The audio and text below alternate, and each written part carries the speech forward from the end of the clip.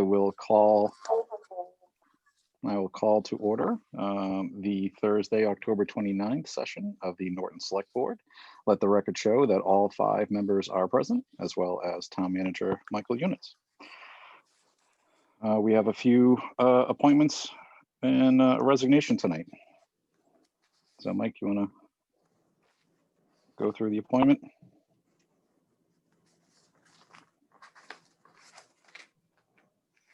I'm sorry, was that me? I apologize.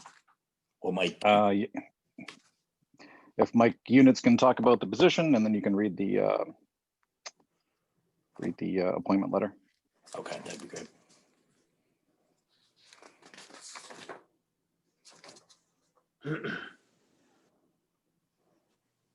Is Mike talking? Mike, mute. You're on mute, Mike.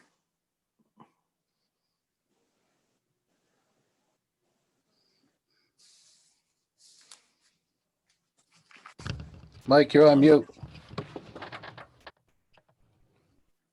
Thank you. This is for the appointment of Josh Glazer, Equipment Operator 2 to the Highway Department. And I know Keith is on. I don't know if Josh was able to get on. Yes, I'm on. And I think Keith could talk a little bit about Josh has a lot of experience, and I think he'll be a great fit with the department. Yeah, it's like I would like you guys to meet Josh Glazer if he's out there. He'll be taking the place of Mark Lester, who retired in September. Josh has a Class B CDL driver's license, and he does have a 2A hydraulics and a 1C hydraulics. So he'll be able to run our backhoe, excavator, catch basin cleaner. He seems like a really good guy for the department, and he does live in town, not too far from the highway department. So I think he'd be a great fit.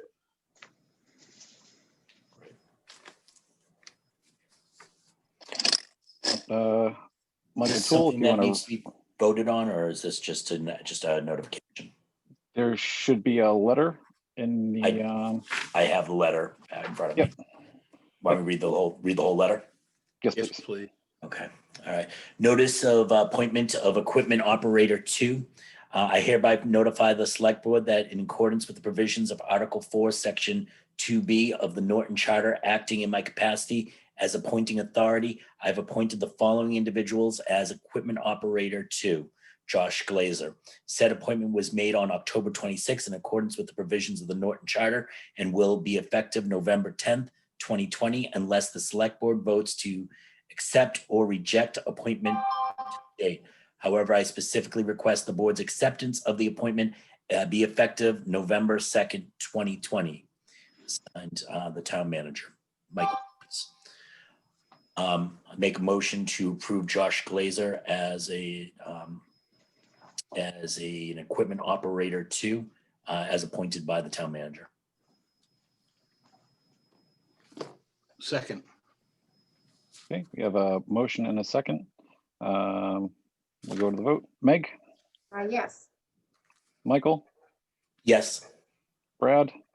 Yes. Renee? Yes. All right, congratulations, Mr. Glazer. Welcome to the family. Thank you very much. Thanks, Josh. Thank you, guys. Appreciate it. Thanks, Keith. Have a good night. Well, Next up, appointment of an interim building commissioner. Yep, our building commissioner has decided to take a position in another community. So, Chris did a great job for us. Chris modernized the building department with a lot of the online permitting, and was a very knowledgeable person, and sorry to see Chris Carmichael leave. And I'm recommending Nicholas Iafredi, who is currently the assistant building inspector, to be appointed as interim inspector of buildings and building commissioner. say that 10 times fast, Mike. I know.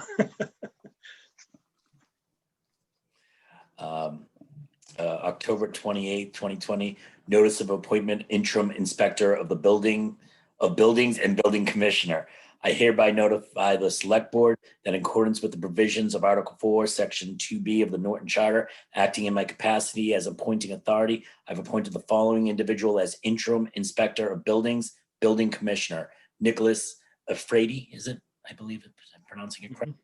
Said appointment was made on October 28th, 2020 in accordance with the provisions of the Norton Charter and will be effective November 12th, 2020, unless the select board votes to accept or reject the appointment prior to that date. I specifically request the board's acceptance of this appointment with an effective date of October 30th, 2020. Town Manager Michael Units. I'd like to make a motion to accept the appointment, the interim appointment of the Inspector Buildings and Building Commissioner Nicholas Afraidy. Second. Second. All right, we have a motion and a second. Before we go to the vote, Mike, how long does the interim posting last until we find a permanent candidate? Is there a certain renewal period?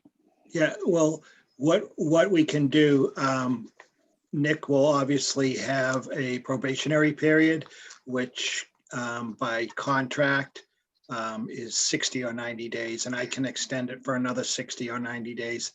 And with the hope being that Nick would do a good job and would be able to take over that position. Mike, Mr. Units, Mr. Units, does Nicholas have the required certifications? Or would that be something you have to work for? That Nick would have to work to be certified as a building commissioner, and the state allows up to a maximum of 18 months for an interim to become certified as a commissioner. Okay, thank you. One other question, just quick. Has he indicated a desire to do that, or? He don't you know? actually did, and he's worked closely in the department through the transition of the online permitting software.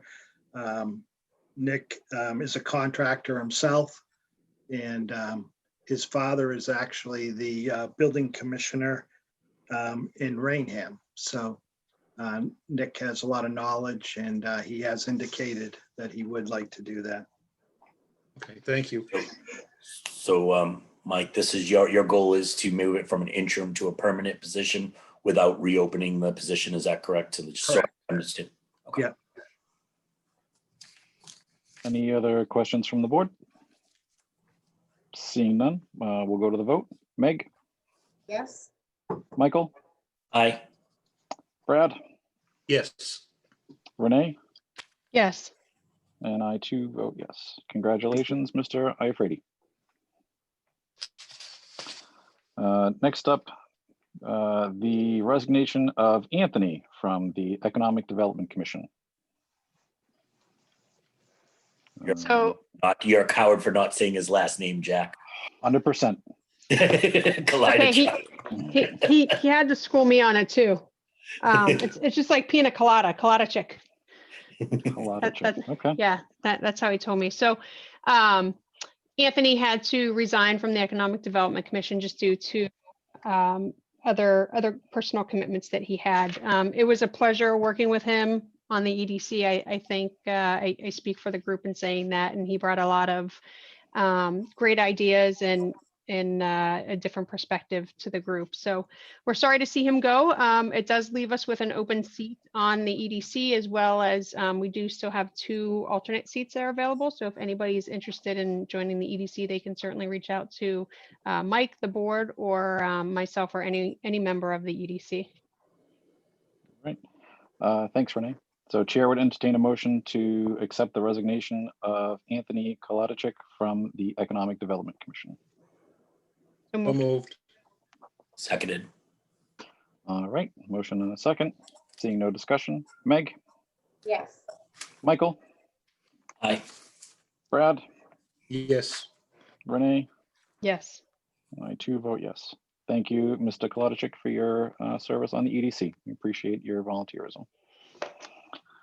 Okay, next up, licenses and permits. Vote to approve the application of Bristol Beverages, DBA Barrosville Station for a common vic license. Mike, take us away. Yep, as you know, Barrosville Station sold recently.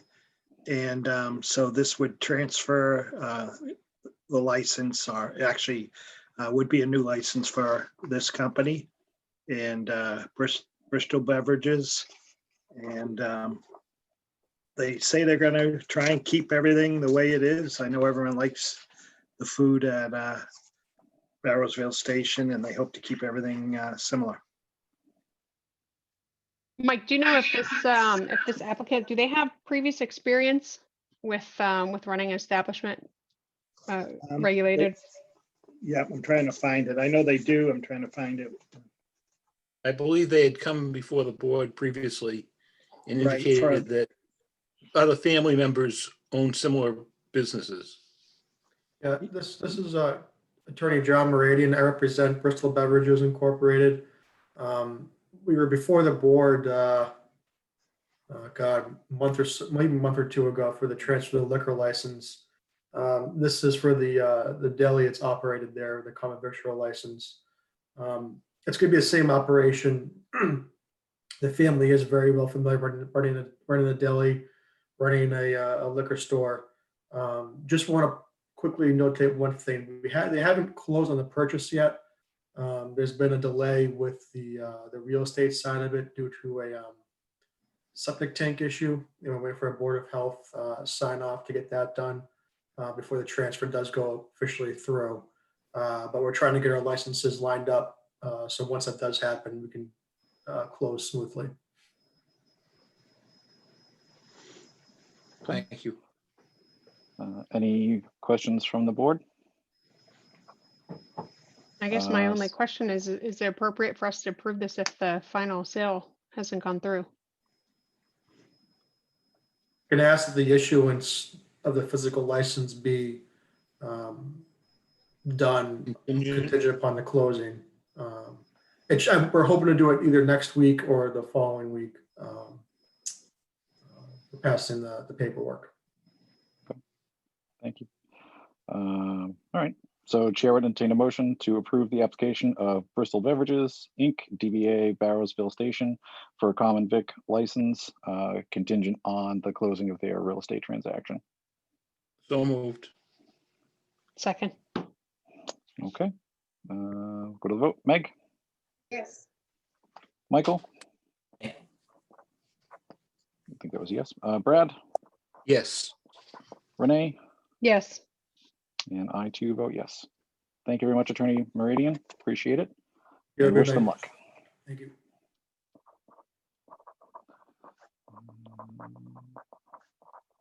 Okay. It's a loud announce- painting pad, Jack. Sorry, I'm trying here. It's good though. I feel the creativity. I'm just doodling happy little trees all over my notes. So, okay, on to the announcements. We have several today. So, Mr. Toole, if you take it Yeah, away. Jack, I actually have a couple more that didn't even get a chance to make it on the agenda, but I will move quickly here, quickly as possible. The first one is from Beth Rossi. They are currently working on a list to provide Thanksgiving baskets to families in need in town. Typically, this is collection of names to families is done with Personal Best Karate charities, the Turkey Brigade. Unfortunately, this year, due to COVID, they cannot do that. So Beth wanted to let families know in town that she's collecting names, and if you're in need or need a Thanksgiving Day basket provided as part of the United Way's outreach this year, they're providing meals to families. Please let her know at 508-285-02356 to let her know. The second is on Saturday, November 14th, 2020, there is please support Norton's own Cupboard of Kindness food pantry. The Norton Police Department on that day from 8 a.m. to 12 adjacent to the town hall. They'll have a contactless drop-off available, but they're collecting food for Cupboard of Kindness during the Thanksgiving.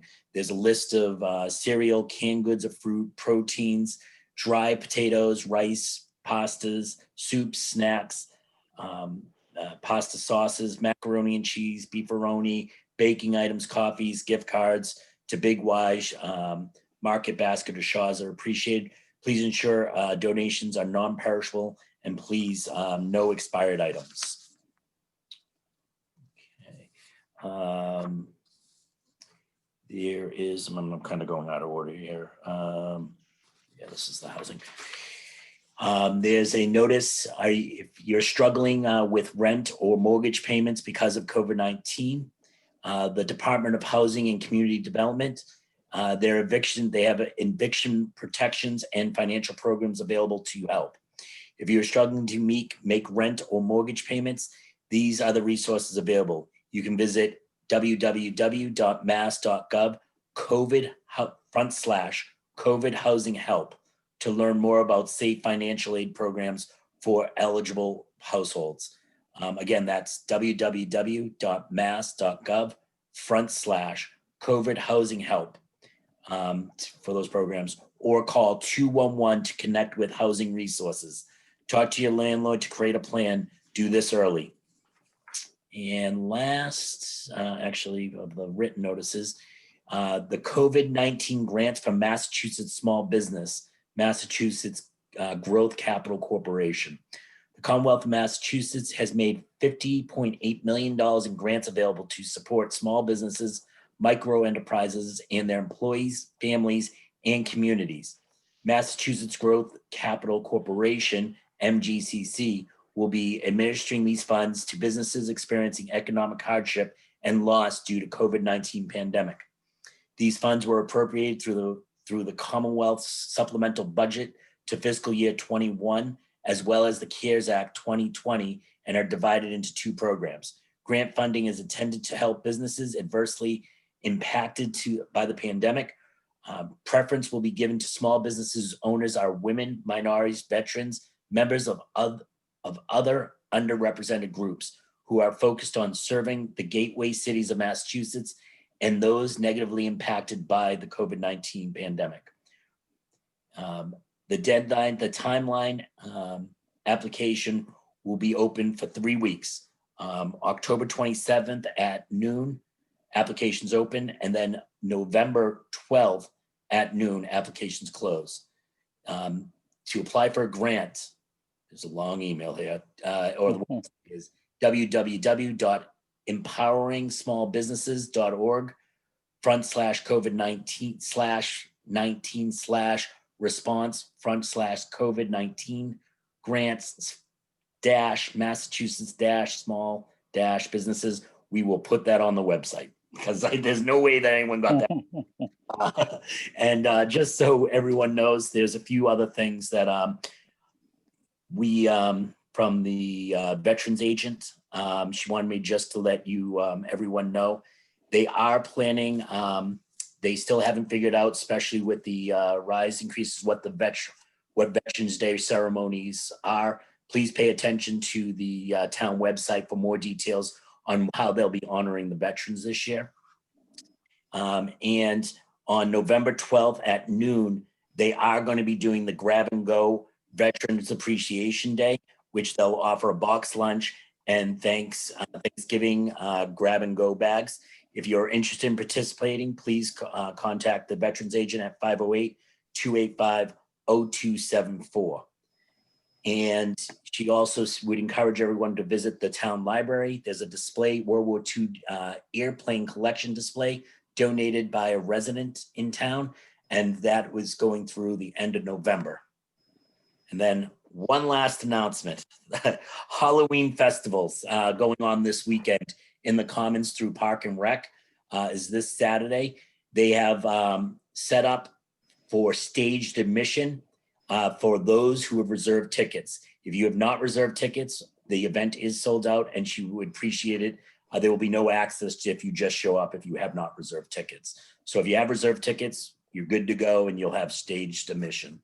So that was it for announcements. I know we, between the Veterans Agent link on the website, this information's there, as well as Parks and Recs.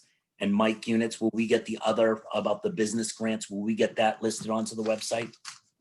They were on the website already. Okay, The thank you the very housing much. assistance and the small business program. Thank you. I appreciate that. Thank you. That's it, Mr. That's great. A question. Excellent. I'm on Veterans Day ceremonies. I was thinking of trying to go to that to try to videotape the ceremony like I always do in the past, right? Peter, the we- just pay. I'm sorry, Mr. Chairman. Go ahead, Michael.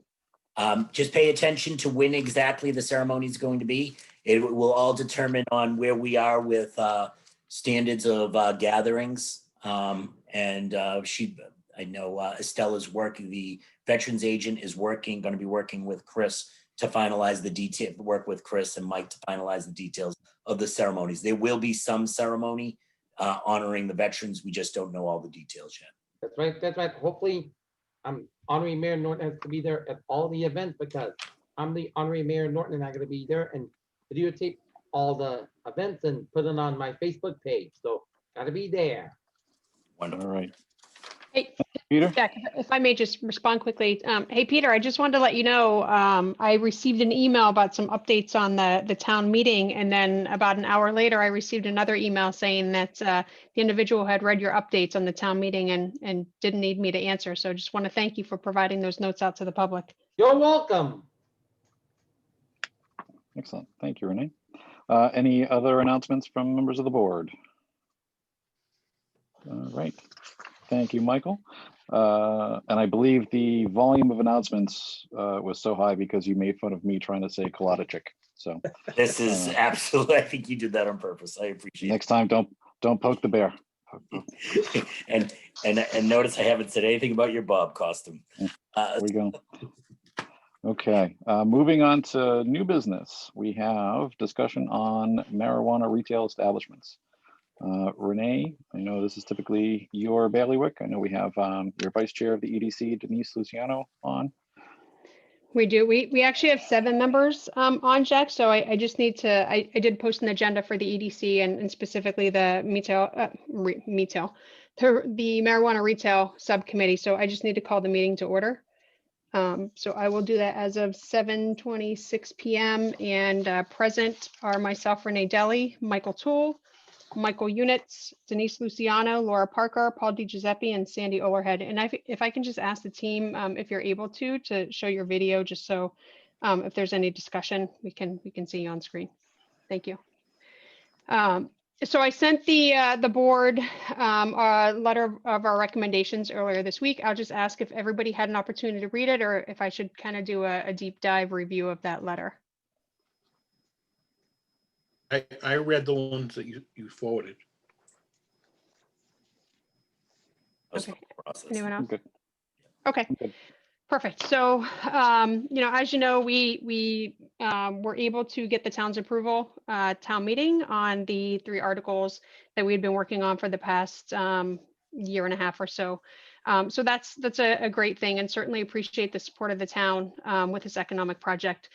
So, as I noted in the letter, we started this review in September. We finished it. It's been a little over a week.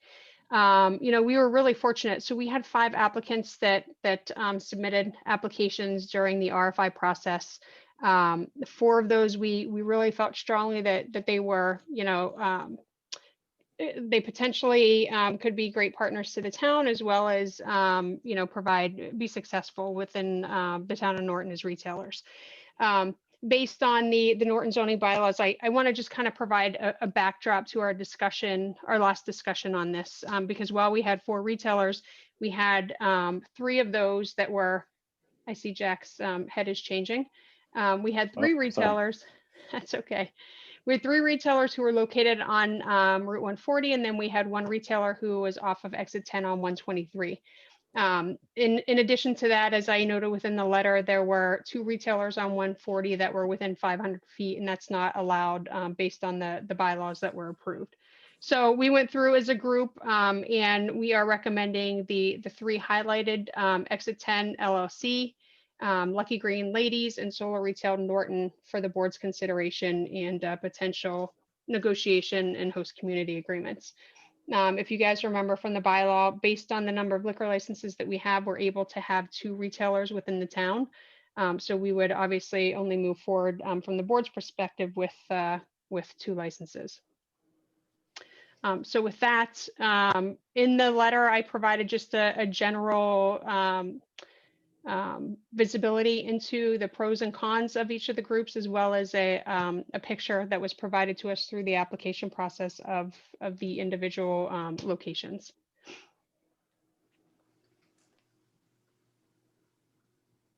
I'm going to share my screen here, and then if there's any discussion or questions.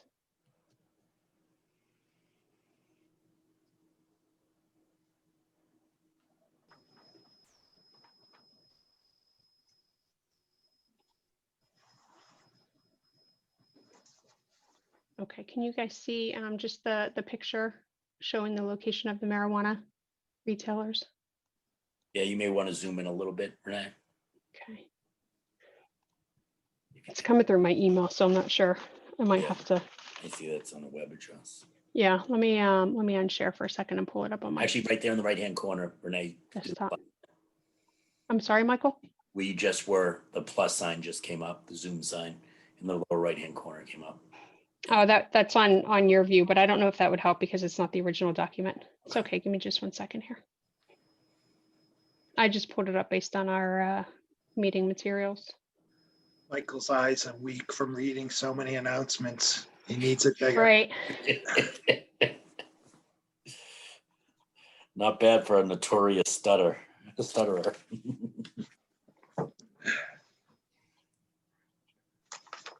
Okay, now I'm at about 200%. So give me 1 sec here. So Jack, is that your beard or is that the costume?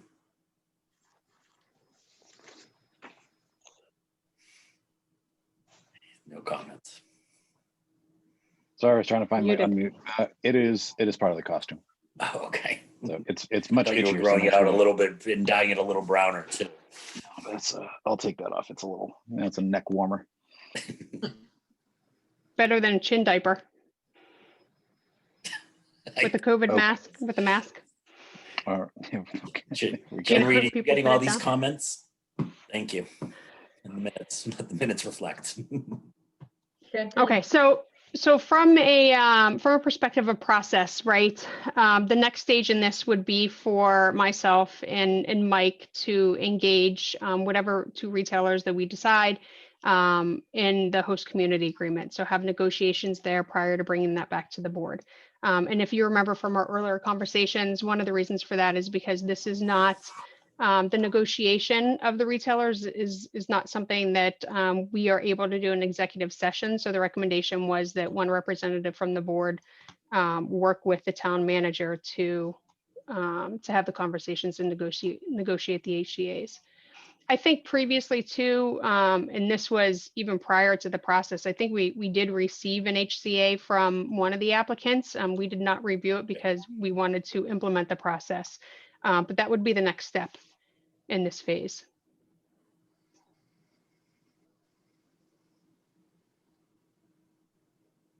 So questions, comments? What is your time frame? Like Renee, what's your vision for what, I mean, the HCA, I know it's a hard question to answer, but if you had your way, when do you see the select board getting the HCA's from you and Mike? I mean, we've had discussions with the applicants through the EDC. They provided information within their application as well. I wouldn't see this process taking long, and my hope would be that at our next meeting, we would come for discussions on those HCA's. Given 2 weeks. The two recommendations, and I just want to go on the just to kind of get people out there if they didn't see the EDC meetings. The 2 recommendations, the 10 LLC, Exit 10 LLC, and Solar Retail. What were their timeframes for opening in Norton again? I don't remember offhand. I mean, Exit 10 LLC is based on the construction of the Condyne location, the retail establishment there, and then Solar Retail Norton has a bit of construction as well. I'd have to pull Yeah. up the specific document Exit to look. Exit 10, I believe, was August, because it seemed a little aggressive, and I think solar was in that fall sometime.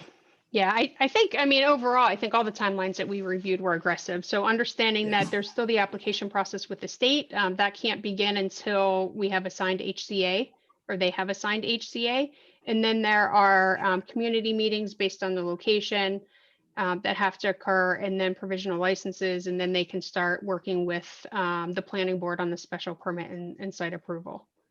So they there is a process, right? And then obviously our contingency, and I think that we communicated it fairly well with the applicants that, you know, some folks thought maybe 2 or 3 months through our planning board. Paul was really good about giving advice on what a realistic timeframe may be for that. But I think that's probably the what I would call the biggest dependency on from a time perspective.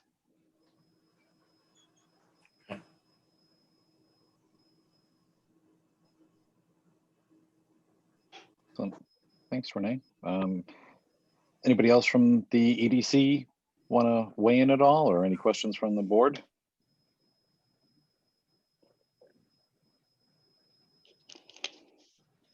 Don't all talk at once now. We're pretty nice here. This was, you know, I have to give credit to this group. We had a lot of long meetings. We reviewed a lot of materials, and certainly those are available. Paul has them. Nicole was kind enough to put them in Dropbox for us. So if anybody wanted to review the entire applications, they are quite lengthy, but they're very informative. You know, those can obviously be made available to the team.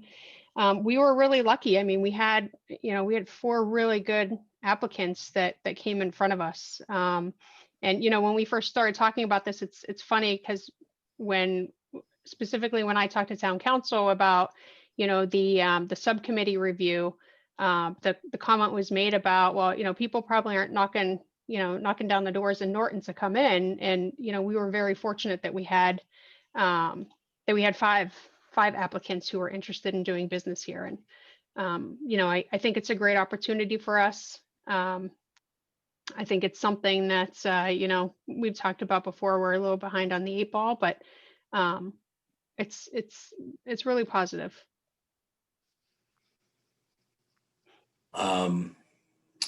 If I can just, the applications, I wanted to just two things. First of all, thank the whole EDC. Everyone on the EDC worked very hard, and Renee did an amazing job facilitating the application reviews, which were at time were just all encompassing of the schedules of the committee. But Renee did a great job sorting through those, and we do have, like I said, we have, I think, 3 options that are very, very good between the Lucky Green Ladies, the Exit 10 LLC, and the Solar Retail. And I think they're going to all make great additions to our town. So.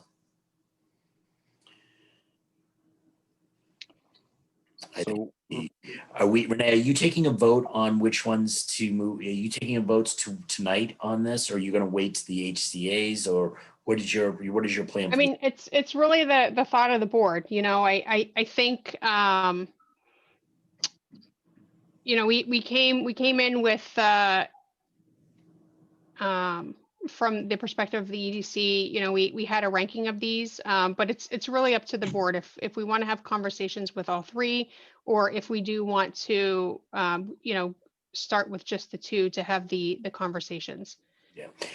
But it's a desire of the board. I mean, I think either way would be fine. Personally, you know, I mean, I think the 3 applicants are solid. I know the EDC pushed 2 with a 3rd as an option. I actually favor the 3rd, the Lucky Green Ladies, as a social equity applicant, which is who wants to go into a building that I think is not only important to our town as an economic development, meaning I mean, Renee, I don't want to go down a road. If we're not going to talk about these specifics tonight, I don't want to go down that road. I'll talk about it when we are, but I'll leave it up to you, Mr. Chairman, to kind of direct us on if we want to dig into each one of these as individual discussion points. Thanks, Michael. Yeah, I personally could benefit from a bit more time reviewing the application materials before taking a vote on that. Okay. I don't know how anyone else feels on this. So I know, Jack, I agree. keep in mind too, like we're not, our vote will really come when we get to the HCA part, right? Okay. That's when we have to vote to say we want to enter into an agreement with one of the applicants. So there's no need to vote now. Really, it's just, what's the preference of the board? If we want to wait another 2 weeks so that you can look at the details we provided, we certainly can. Or if we should start the negotiation process, then we can do that so that we're one step ahead. And honestly, from my perspective, I mean, I wouldn't see, I have full visibility into this, but we've gone back to other applicants. I think the propane, the company that did the propane tank on South Washington Street, if you remember, we went back to them and said that we wanted them to present to us. So Mhm. I would expect that as part of the HCAs that we have the applicants come and present to the board prior to us taking any final vote on what we're going to enter into agreement on. Yeah. Sorry, my costume is crawling into my eyes. So Renee, would it be okay to even start working on an HCA for all three of these and then bring those to the board to vote on which two we're going to go with? Or is that not an avenue you want to go down, or? I mean, again, so the question is, the EDC and specifically the MRS, the subcommittee, was tasked with going through and providing the recommendations. So it's up to the board. We do have them ranked. It's up to the board if we want to follow those rankings, and should one of the first two, if we decide we're not going to enter into an HCA and then we go to the third, we can. I mean, it's truly the desire of the board, but we are presenting the three that are here. We did vote on those, and two of them were very close with a 4-3 split. So it's whatever the flavor is here. I mean, we'll proceed however we need to, but to be fully transparent, that was part of the process, part of our process of going through the applicants. So am I understanding, Renee, that the order that these are listed in the materials is the order of preference? No, not from the bullets. I listed them alphabetically, I think, Okay. because it may have been the way that they appeared online. I can't remember. So they're listed, and from the bullets is Exit 10 LLC, Lucky Green Ladies, and then Solar Retail. Mhm. From our discussion, we voted for Exit 10 LLC, based on, again, geographic diversity. And then we had the discussion from Solar Retail and Lucky Green Ladies, and it was 4 to support Solar Retail and 3 to support Lucky Green Ladies. So pretty tight there. Okay.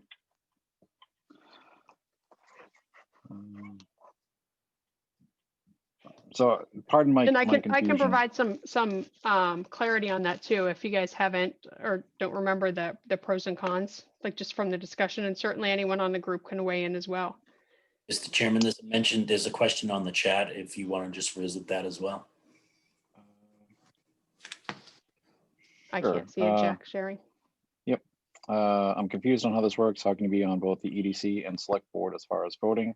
The EDC is an appointed board.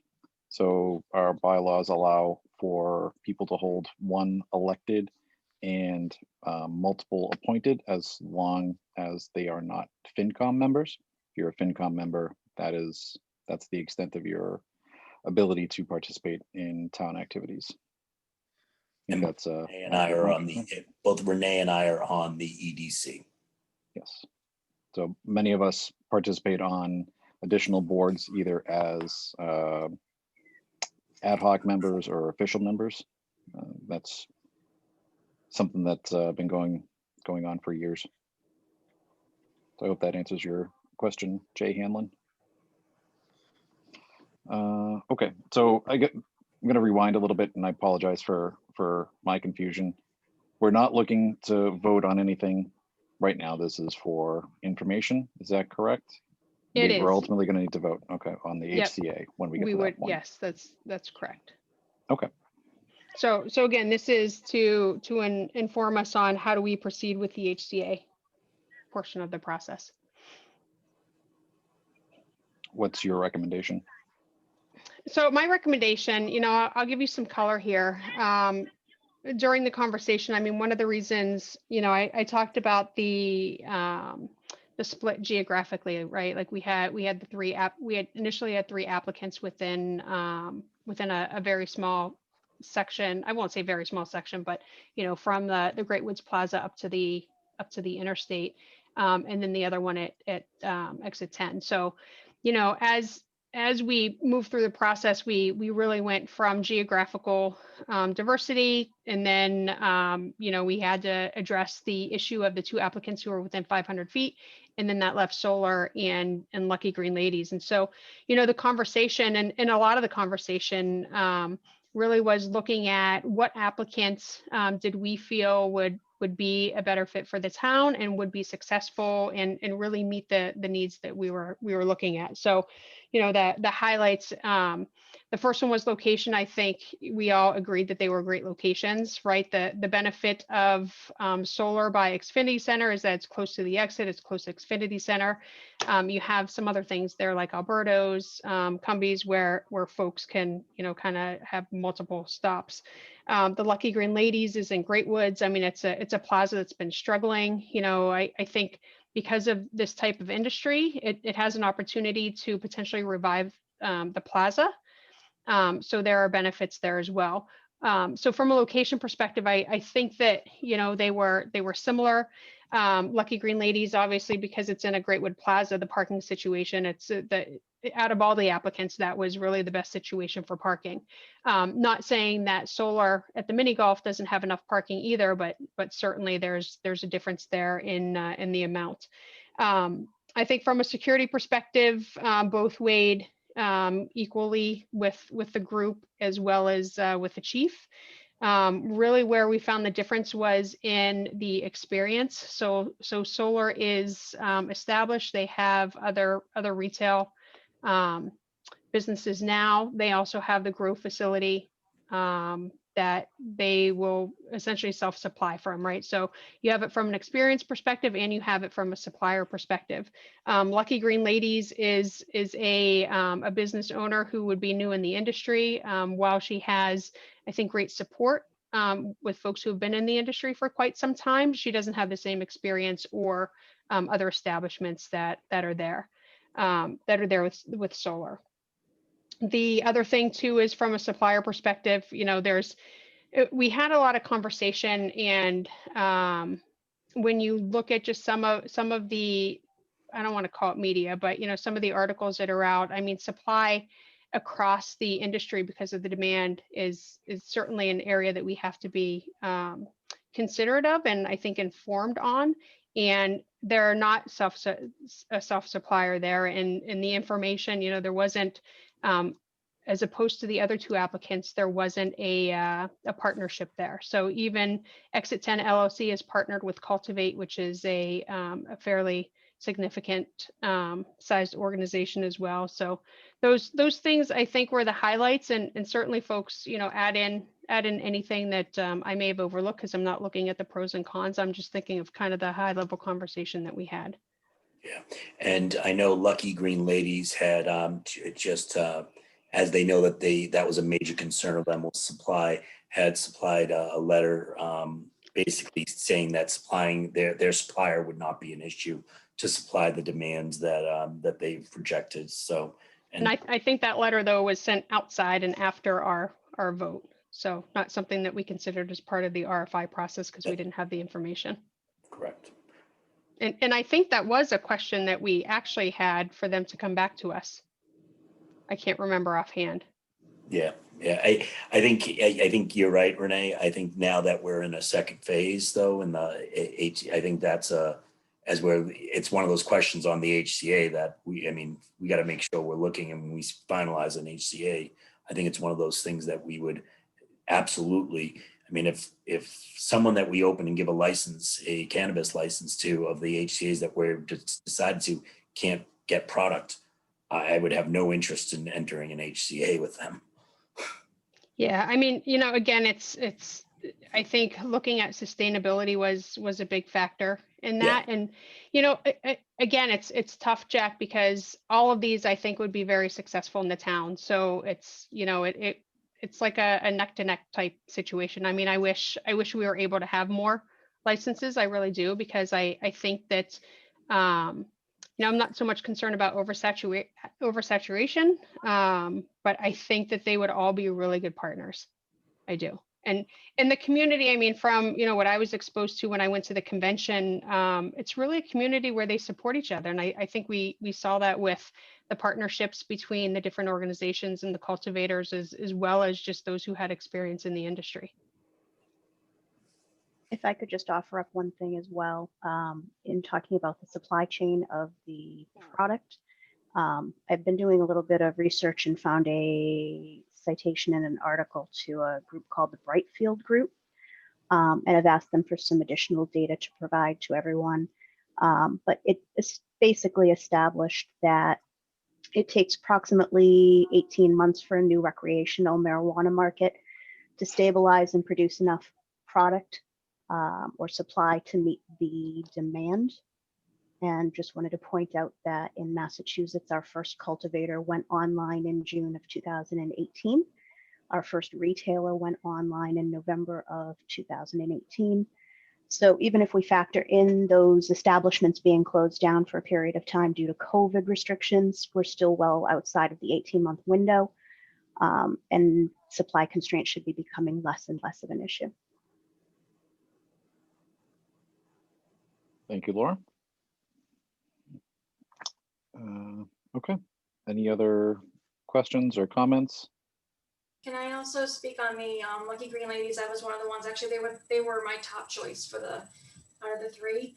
I felt that, even though they didn't have experience, the current experience, the resources that they're provided as part of the social equity program are pretty comprehensive. So I felt like the folks that she had working on the team with her really more than compensated for the lack of experience.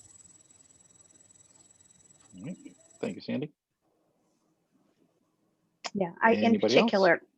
in particular, if I could just piggyback on Sandy, as a social equity participant or an economic empowerment applicant, in this case, Lucky Green Ladies is a social equity applicant.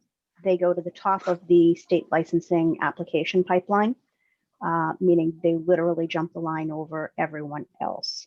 They also would have exclusive rights to delivery for 3 years, which is just additional revenue for the town. Even beyond Norton. Right, anywhere that they deliver to. So they could subcontract out with, let's say, for example, Easton decides not to allow a retail establishment, but to allow retail sales within the town. She could, or they could technically deliver to Easton, any other surrounding town, and Norton would gain the revenue from those sales. I'd love to see Easton's thought on that. So can I ask a clarifying question on that, Laura? Sure. Does the town being delivered to need to have an approved recreational program, or They because just it's need legal to, across the state? yeah, so they need to allow for marijuana sales in the town. It doesn't necessarily mean they have to allow a retail establishment. They just have to allow for the sale of it. Okay. Thank you. Sure. Which didn't most towns, Laura and Renee, you could probably, maybe even Sandy or Denise, didn't most towns vote on that back when we voted on it? They voted on it because they didn't want to be mandated by the state. Didn't most towns, I don't want to speak for Easton specifically, but most towns did take a position on that because they didn't want to be mandated by the state, correct? I could not speak to what the town's I'll withdraw then. reasoning was. I thought I was under this understanding. I know it was I thought that was part of the zoning when they originally did the zoning, and then I'll withdraw. I think that's more that they had to vote whether or not to allow retail establishments, which Easton did not. But I don't know about selling there. If I could also just add quickly, even though there are other towns and surrounding towns that do have marijuana establishments and retailers, either coming online or online, there are very few social equity or economic empowerment licensed retailers. I think at this point, there's only the one in Boston.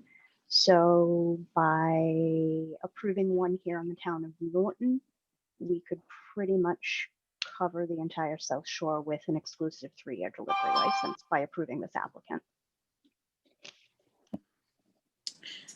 Yeah, so I think I feel somewhat obligated to speak up since all three Lucky Green Lady supporters have spoken up, but I did vote for Solar Norton, and I felt very strongly that their experience certainly set them apart from all the other applicants significantly, and also that the supply chain being internal to their own business or closely affiliated to their own business is certainly a much stronger supply chain connection than having a contract with someone who might have a contract with multiple other retailers, and they've got to choose who they're going to supply and how much to if they're having shortages. And so those were some of the pressing reasons why I selected Solar Norton over in the location over Lucky Green Ladies. Paul or Mike, did Thank you you. guys want to weigh in just for a roundtable?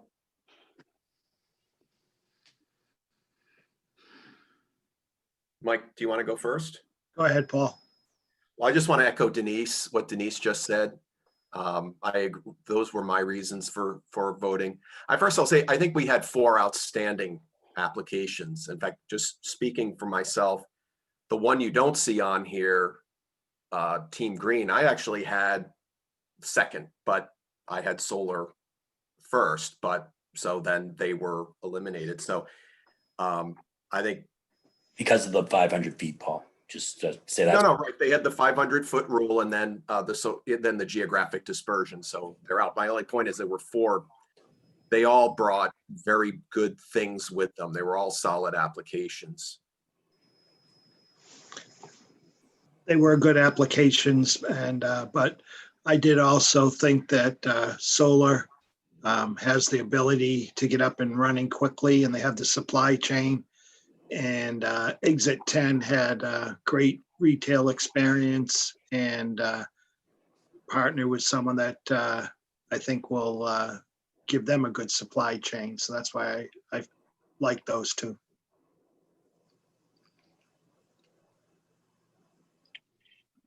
All right. Well, thank you guys. This was very informative. Is there any risk to proceeding to HCA with all 3 and then deferring a decision on which to move forward? I mean, I don't want to waste people's time in bad faith, but I'm hearing what you're saying. It sounds like all 3 would be really good, viable partners. There's some benefits and cons to each, but For us, Jack, there's no risk. I think some of the agreements that were in place were contingent upon approval at town meeting, so there may be some financial cost to them, while we Okay. go through this process. But again, if we're looking to do it in a couple weeks, Mike, I don't know if you think that's reasonable. I wouldn't see why we couldn't do that. It's probably minimal. But Yeah, I think- and that was one of our reasons. I'm sorry, Mike, go ahead. No, I was just going to say, I think that's reasonable, and I'm sure the companies are prepared to draft something up quickly. Mm-hmm. okay. Do we need to vote on that, or is that just okay? So No, we don't need to vote. No, we can, I mean, if we wanted to, we certainly could, but we're not entering into any agreements at this point. It's just another step in the process. Well, I'll go try this Renee, for formality. procedurally, should we vote on that we authorize you and Mike to on all 3 or no? Yeah, that's what I was thinking. Just I mean, to town document. council never indicated that we had to vote on it. We certainly can if we think we need to. Yeah, I don't think just it's anything. CYA. I- So I would like to make Yeah. a motion to authorize the head of the EDC and select board member Renee Deli and town manager Mike Units to enter into negotiations for HCA for Solar Retail Norton LLC, Lucky Green Ladies LLC, and Exit 10 LLC for the community host agreement. I think that covered it, Jack. Under good. Do we have a second? Second. All right, motion and a second. Any further discussion? Seeing none, we'll go to the vote. Meg, Yes. Michael, Aye. Brad, Yes. Renee, Yes. and I too vote yes. Great work, guys. So let's plan on in 2 weeks, we'll revisit this topic and or at our next meeting and hopefully provide some more direction. Awesome work to the EDC. Appreciate the 7 of you joining us this evening and hanging out. Although I am disappointed that no one else is wearing a costume. So Renee and I are. I am too, and they were notified. So Michael, you actually received like 4 notifications. I may have chosen to forgot those. Uh-huh. I'm a registered voter, just like everyone else. That's what I am. All right. Well, thank you guys. Do you need to adjourn your meeting? I voted sticker. I do. So the chair will entertain a motion from Paul to adjourn the meeting at 8:00 p.m. Second. Hold on, I didn't hear from Paul yet. He's still on mute. I know. I can't believe it. This is his He loves to make shining motions. moment. I don't get to do them often. I make the motion.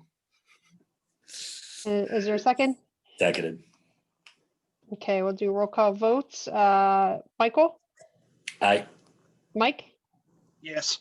Denise, Yes. Laura, Yes. Paul, Yes. Sandy, Yes.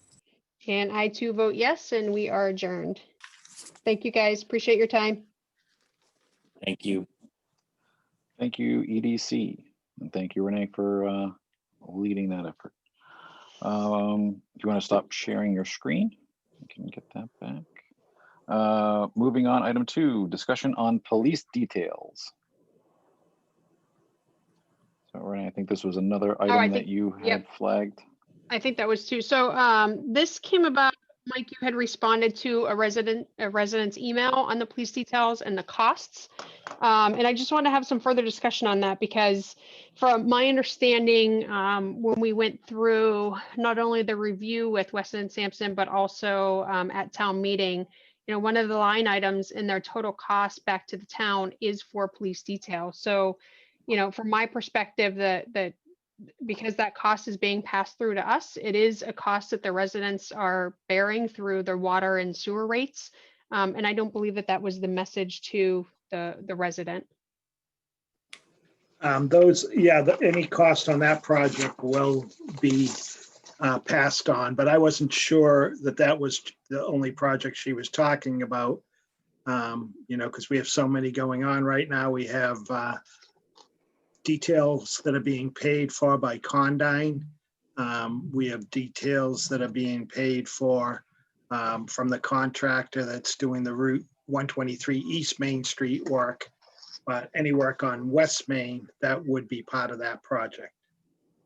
Okay, so I think it's just clarification that it could be funded multiple, right, by the residents or by specific projects. And I don't know if any of those specific projects pass it back to us in some other informal way. No, because the Route 123 project is funded by state funds. And Condyne, obviously, and with the like the Condyne project, the state also gets a 10% administration fee on top of the detail. So we do take in some money through that. I think one of the things that I know that it was answered in the email back to the resident was the explanation of what details are. The resident kind of led to believe that we choose to have details where it's by state mandate and law that police details are required on these construction sites. Am I misspeaking about that?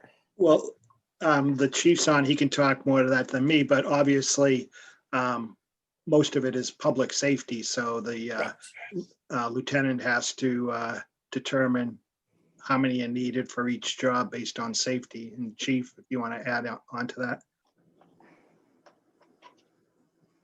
Good evening. Good evening, Chief. Before I do that, Mike, can you give me that COVID-19 website again? Sure, it's. Yeah, so I'll text it to you, Chief. details are always a question, right? The devil is in the details. So a project like the sewer project, we talk to the company quite a bit. It's the company that requests the details. It really doesn't come through the water and sewer department, but I've had some conversation with Mike and Frank about how to limit some of the costs to it. Sometimes the company has listened, sometimes they really truly want additional people. When as you see that project didn't go anywhere for an awful long time. It stayed at the same place for weeks and weeks and weeks. And I can't speak to exactly what they were doing. So, when costs increase, we're kind of looked at as the cost of it, but it's really not us. We're just directing the traffic and making sure that the area is safe. Like Mike said, there's 3 major projects going on in town right now. We have about 17 details a day. There's the Condime project that should be wrapping up relatively soon. I hope that the water and sewer project wraps up soon. We also have the state project that they're going to be putting the sidewalks and widening the road. And then we have other private companies like, say, National Grid, that's doing work, changing out poles, changing out services. You remember about 2 years ago, there was a worker from National Grid that fell out of the bucket truck and was electrocuted, and Officer Cameron, who was working the detail that day, saved his life by doing CPR and administrating first aid with the workers that was there. We had an incident the other day where a drunk driver pulled out in the middle of the day out on 123, and somebody called it in, and the detail officer was able to stop the car and place him under arrest before anybody was actually hurt. So a lot of like the private companies, they want the details offices that they pay out of their company coffers, and we get a 10% fee from. They want that for their own safety, and probably insurance purposes as well. The town details that are town funded, per contract, the police officers in town have an exclusive right to those. So, like I said, I have been working with the water and sewer about different details. I'll give you an example. They've requested about 8 details a day, and I've said we don't need 8 details a day.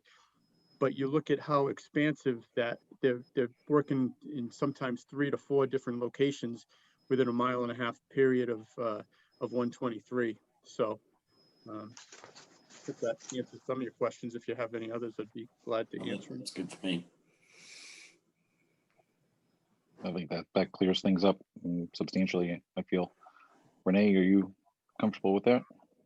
Yep, definitely. Like I said, I think it's just a matter of, to Mike's point, not knowing what she was talking about. I thought she referenced the traffic due to the schools, but I could be wrong. I know that there have been other emails floating around on that topic, but I think it's just important to note that there are some, while these are state mandated, there are some of these where the cost is being passed back to residents.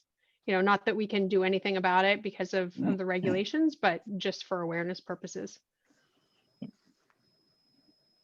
Thank you, guys. Appreciate the information and discussion. No, Thank you. that's great. And Chief, I expected you to have some costume on, even if it was a police costume. I think they call that a uniform, Renee. Until you mentioned a little while ago, I actually didn't know Jack was wearing a costume. Chief, Really? look at me. Look at me like, I think Chief Clark caught me when I was out on my birthday walk down Main Street in my dinosaur suit. So Chief Clark, I've seen those police officers work hard in the streets on 123 while waiting for the bus, and they do a good job. Thanks, Peter. Thank you. Me too. And I've witnessed a number of residents going through the traffic and handing out cold water bottles to the folks that are there. So that's really great of the community supporting the officers that are standing out there in the rain and the heat. Not so much the heat anymore, but I guess we're gonna have some snow tomorrow. So appreciate everyone taking care of our officers. They certainly deserve it. All right, moving on. And Chief, don't go too far because this will play in with you as well. Traffic enforcement. So there's been a lot of folks bringing up concerns about traffic speed, traffic volume on their streets. It seems like once we started talking about the old Cisco property, we've opened up a Pandora's box of speeding and concerns there. So just rattling off the top of my head, I've had folks reach out about Maple Street, Woodward Street, some more folks on South Worcester, Cross Street, and I know I'm forgetting some. So rather than focus on individual locations, just wanted to have sort of a holistic discussion on what steps realistically that we as a town can take to help address that. And I realize that it's a tough battle and you can't have officers on every corner all hours of the day. And I get the impression from your leadership style that you're not into the punitive, everyone gets a ticket, because that you have a very socially forward department. And I think that resonates really strongly with the community, rightfully so. So a couple things. So it's funny you say that. So about 2 years ago, it was Community Policing Week in Massachusetts that the governor declared. So I had put something out on Facebook saying, it's Community Policing Week. Where would you like to see us? And it was more along, was there some type of event that they'd like police officers to be at, or would you like to come to the station type of deal? But overwhelmingly, it was traffic enforcement. I'd like to see you on Shelley Road. I'd like to see you on Freeman Street. I'd like to see you on South Worcester Street. It's definitely we had a staff meeting about a month ago, and it's definitely one of the #1 issues in town. So knowing this was coming up, so since January 1st, we've actually made 2,003 motor vehicle stops for traffic infractions, civil motor vehicle infractions. Obviously, since COVID, probably from March to probably August, July-ish, there weren't as many stops accordingly. We did just apply for a $40,000 grant, which hopefully we can get a speed monitor sign. We have one, we have a trailer unit. This would allow for an additional trailer unit along with a couple of speed signs. If you notice, through capital last year, we actually got 2 speed signs for the LG North School, and then I think Renee might have talked about it at one of the last meetings. But you can actually watch from afar, and you see when the cars hit that area and see their speed, they slow down dramatically. So it's a great tool to use. At the actually, it's in Mansfield on Reservoir Street. If you come in from 140, they have one of those there too. So we'd love to purchase a few of those.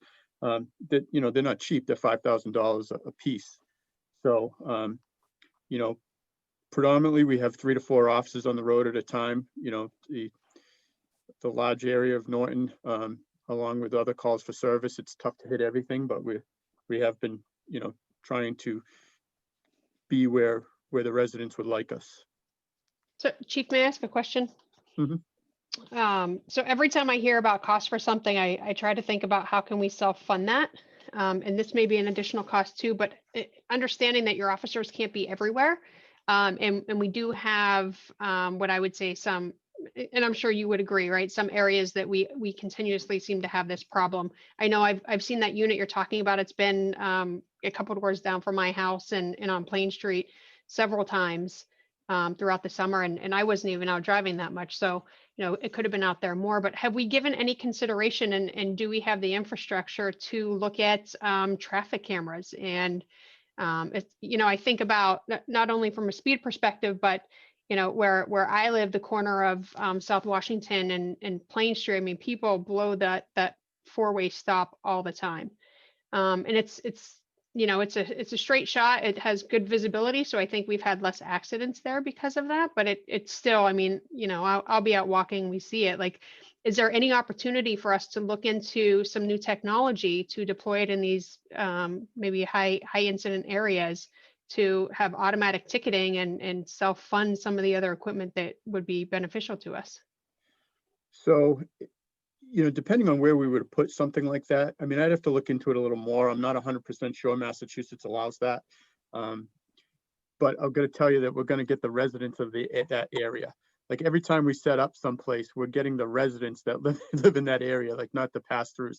So I'm not sure that the residents might appreciate that. And there'll be an appeal issue that comes along with it as well.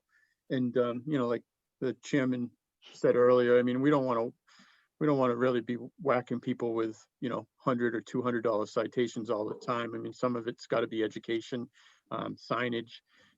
We can put cruisers, and we do this occasionally. We might put a spare cruiser at another location if the trailer unit's down.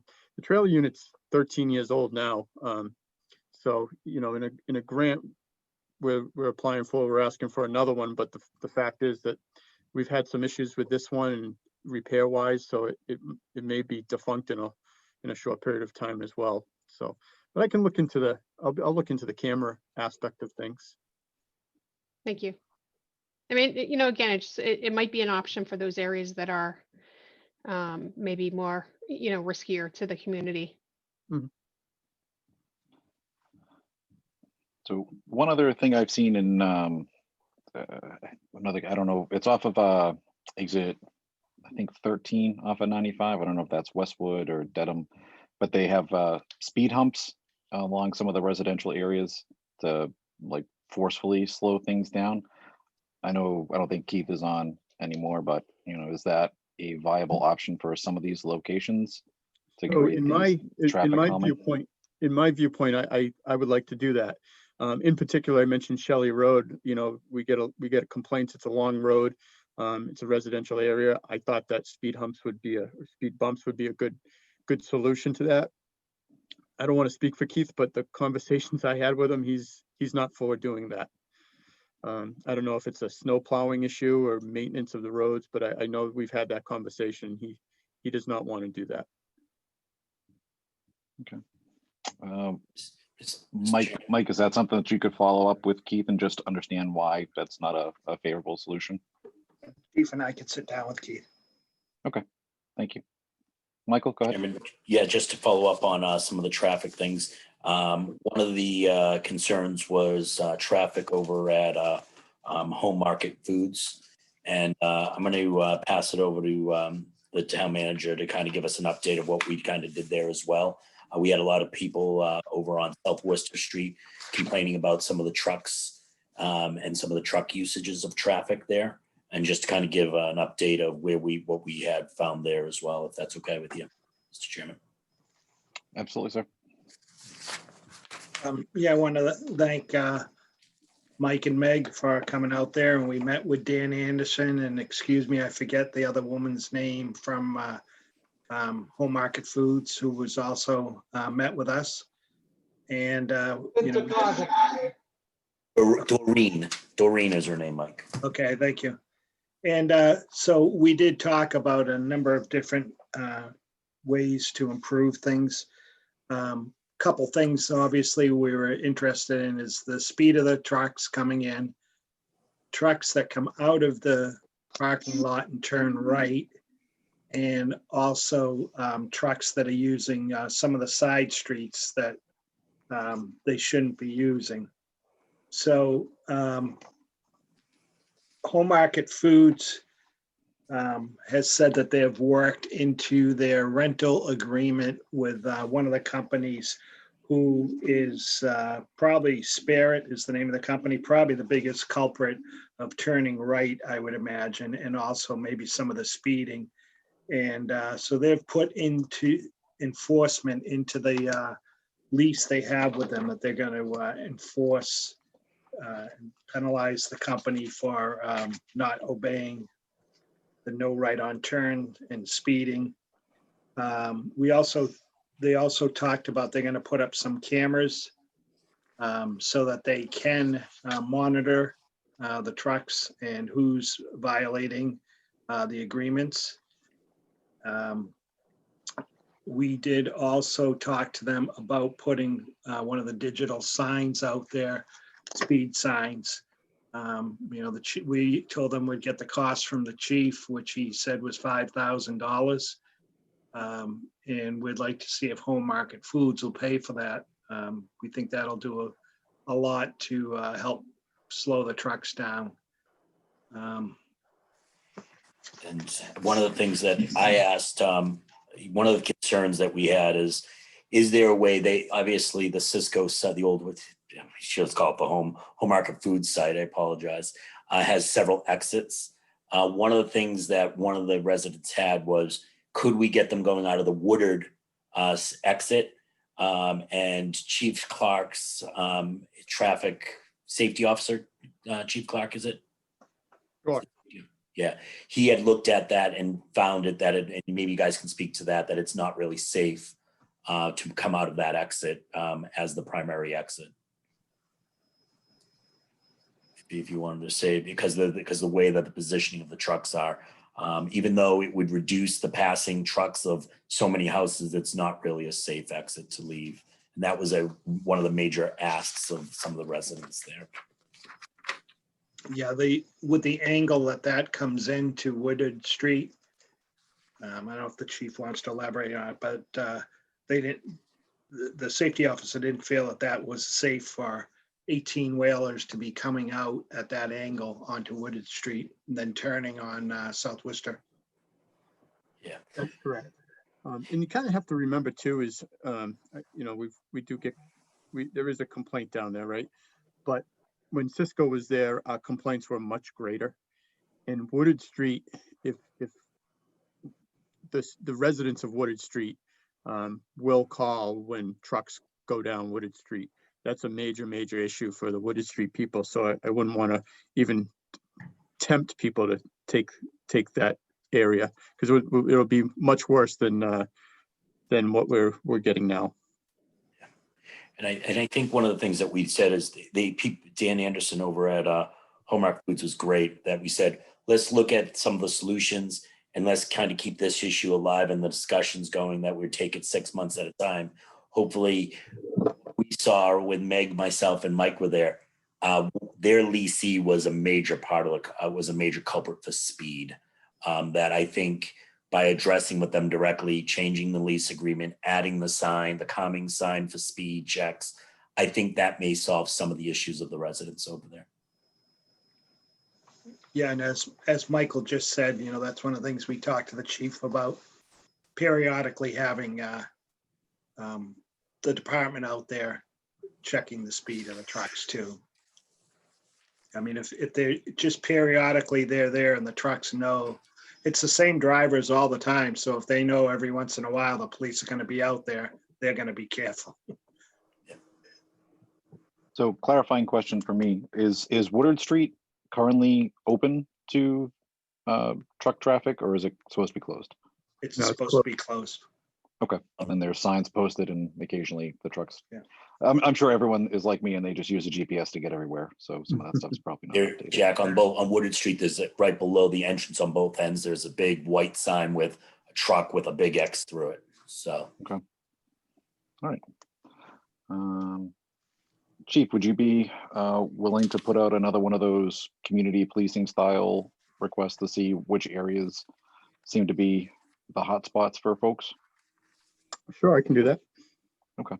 I think that would go a long way. Anything else on traffic enforcement, either among members of the board or in the gallery tonight? Seeing none.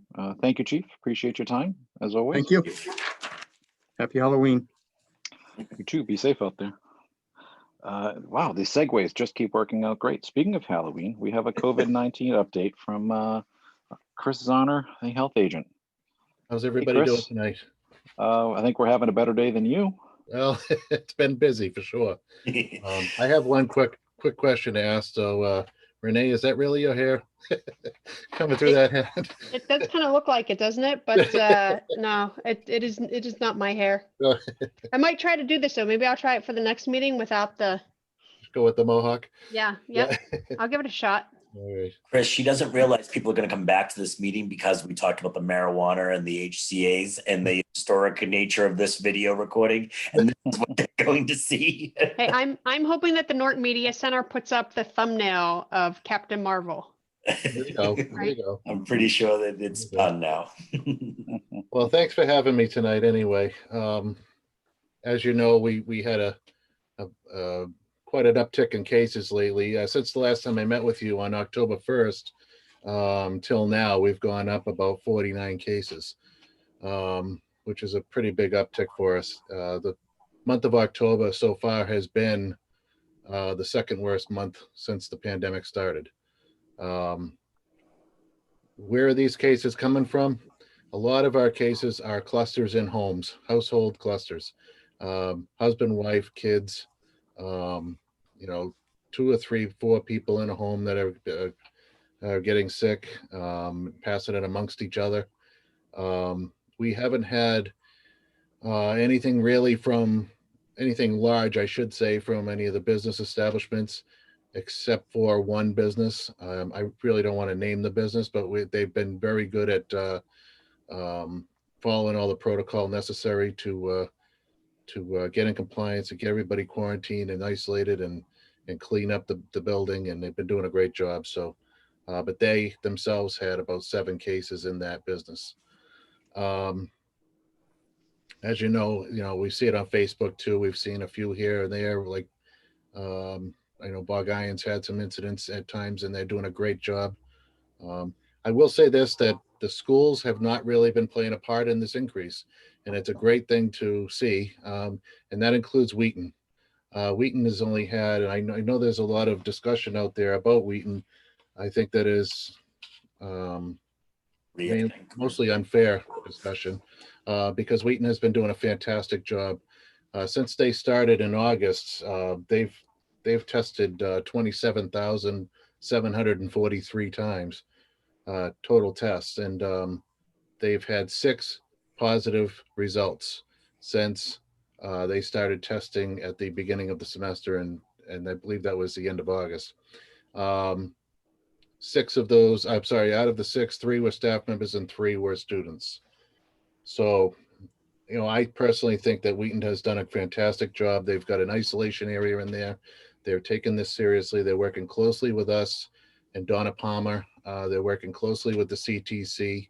I think they're doing a great job, and they're, to me, they are not the culprit here. I think what the biggest reason for our increase has been, if I had to guess, is just like I said on my recording today on Norton Alerts. We're all going through a COVID fatigue right now. Everybody's getting kind of sick of the socially distance and the masks. It just gets old, and I get it. It's getting tiring. I get it, but it's got to be here until the pandemic is no longer here. And we need to stay patient. We need to stay vigilant, and we need to continue forward with doing these pretty simple safety procedures in order to not only protect yourselves, but protect the people around you. And especially now, whereas we have been moved up to the red category on the community risk map that the state puts out. So what does that mean for us right now? Well, the first week, it's basically, if I had to compare it to something, it's like hitting the rumble strip on the side of the road. It's, hey, cases are going up, pay attention. We got to stay diligent and vigilant and get things, keep safe. Don't change your path to keep it safe, and don't let your guard down. As things go on further, if we are in the red zone for 3 weeks straight, then things will be changing a little bit. At that point, right now we're in phase 3, step 2. If in fact if we go 3 weeks consecutive in the red zone, we will be moved back to phase 3, step 1. That essentially is affecting the businesses with their occupancy and capacities, as well as outdoor gatherings. I don't know if I can share this screen with you because it kind of gives you an idea. Let me see if I can get it to work. Can you see it? We can. Okay, so this is right off the state's website. So this is what would happen. Right now, like I said, we are at phase 3, step 2. And if we were to be in the red, which would be the high-risk community, we would then have to, after 3 consecutive weeks of being in the red, we would have to be put down to step 1. So we don't really have much in the lines of indoor theaters or performance venues. Outdoor gatherings would be limited down to 50 instead of the 100 people we're currently at for a limit. Outdoor theaters, performance venues, again, we don't have a ton of that here, but you can see the reduction in the capacities. Again, the roller skating rinks, trampolines, obstacle courses, laser tag, and escape rooms. We don't have any of that in town, so it really wouldn't affect us. But they would have to be closed if we did. Arcades, indoors and outdoor recreation businesses, lower contact activity. Again, it's an occupancy issue, bringing it down to 40% capacity instead of 50. Driving and flight schools, same thing. Gyms, libraries, museums, all the same thing, from a 50% capacity down to a 40. Restaurants, currently music performances are allowed indoors at restaurants, but without singing. That would be brought down to music performances would only be allowed outdoors with no wind or brass instruments or singing. I'm sorry, indoors without wind or brass instruments or singing. And then retail fitting rooms, again, I don't think we really have anything in town with the fitting room, but if we did, that the fitting rooms would be closed. So that is essentially where we're at as far as if we have to go back down to step 1. And again, that happens if we are in the red category for 3 weeks straight. Now, what do I think we're going to be in 3 weeks? I sure hope we're not in the red. But I will say this, as we're all seeing the trending on the news as far as the state of Massachusetts, as well as the rest of the country, we're seeing that spike that they all predicted was going to happen. When I say all, I mean the scientists and the public health officials, professionals were predicting was going to happen in the fall and in the wintertime, due to mainly the fact that we're moving inside. It's getting colder. We're around flu season. It's everybody's got their colds going, and nobody knows if they have a seasonal cold or if they have COVID. So it's just a lot of factors with going into the fall and winter, and it was expected that we would have this uptick. What we're hoping, as public health officials anyway, is that we can keep that uptick in control, and try to limit the exposures and limit the passing of the virus from one another by practicing your social distancing, keeping that going. We got to keep the social distance going. We got to keep our masks on, wash our hands, use hand sanitizer, stay away from large crowds. With Halloween coming up this weekend, I'm really, I'm not as concerned about trick-or-treating. I truly believe that everybody knows the right thing to do with this. In this red category, it really didn't change anything with Halloween. But it does, like I say, it is a rumble strip to remind us that we need to stay safe. And so with Halloween and trick-or-treating, I think trick-or-treating will go fine. My concern is, after speaking with members of the school department, there's rumors of household Halloween parties that are being planned. Many of them are middle school to early high school age kids, which tells me the parents are endorsing it. And these are the one of the front runners for the super spread event. And I just think it's very unsafe. It's not a smart thing to do. And I only hope that those can get canceled now that this hopefully this red category makes them a little too nervous to do something like that, but they really shouldn't be having that type of an event. Trick or treating is a different story. It's outside. Everybody can wear masks. You can socially distance. The best thing to do would be to have individually wrapped candy bags for the kids, so that you're not reaching into a bucket of candy, and they can walk up, take that one bag off of the table and walk away. Offer them hand sanitizer if it's okay with their parents to help out with that as well. And it can still be a fun event. It truly can. It can be safe. Use our heads and we'll be safe with it. But again, the parties has to be reconsidered, and I hope everybody out there does reconsider that. Chris, can I ask a question on that? Yep. So you've reviewed the business sector guidance. What is the overall guidance right now on outdoor gatherings, like the public? Is it at 50? Is it still limited to 50? So like backyard event? Yes. 50, yes, it's still limited to 50. And that was actually, I believe, and I will double check, I believe that is a phase 3, step 1 guidance. So that didn't change with the step 2. Okay, so that shouldn't change if we end up in the red for 3 straight weeks. I think we'll be looking at changing that if we get back into phase 2. I hope it doesn't go that far. Right. And can I ask you, so I can tell you, I've been in various establishments around town, and I've been pretty disappointed at seeing the employees not wearing masks. It seems to be some specific locations that do it. And then, as Jack, as I mentioned earlier, I see a lot of chin diapers, or you get the one, let my nose hang out and I'll cover my mouth. What can people do, and who should they report that to for folks just not adhering to the overall guidance to keep a business open? Well, what I want everybody to know is that's why we're here, first of all. So one thing that everybody in the general public should be aware of is that if we're not made aware of it, we're not going to know about it. All right. And so that happens with any inspectional department in this town hall. If it's something to do with a building department, I mean, if they're not made aware of it, you're not going to know about it. So if you can give us a call and let us know, we will look into it. We will enforce as needed. I will say this, that we have given warnings to many of the businesses in town. I've written $300 violations for face masks in town, and I'm sure it's still going on.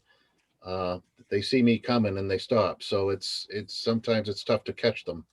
But if I've got enough complaints, especially on an email, where I can show them that I'm getting complaints on an email and I'm not just there trying to bag them, it shows that the town's concerned, and it's not just myself. But please reach out to the Board of Health office and let us know if that's happening, because I will most certainly look into it. One of the other things that happens now that we're a category, on the red category, I should say, is the state is going to start helping us with enforcement as well. So those businesses are going to be checked not only by locals, but also by the state agencies working closely with us.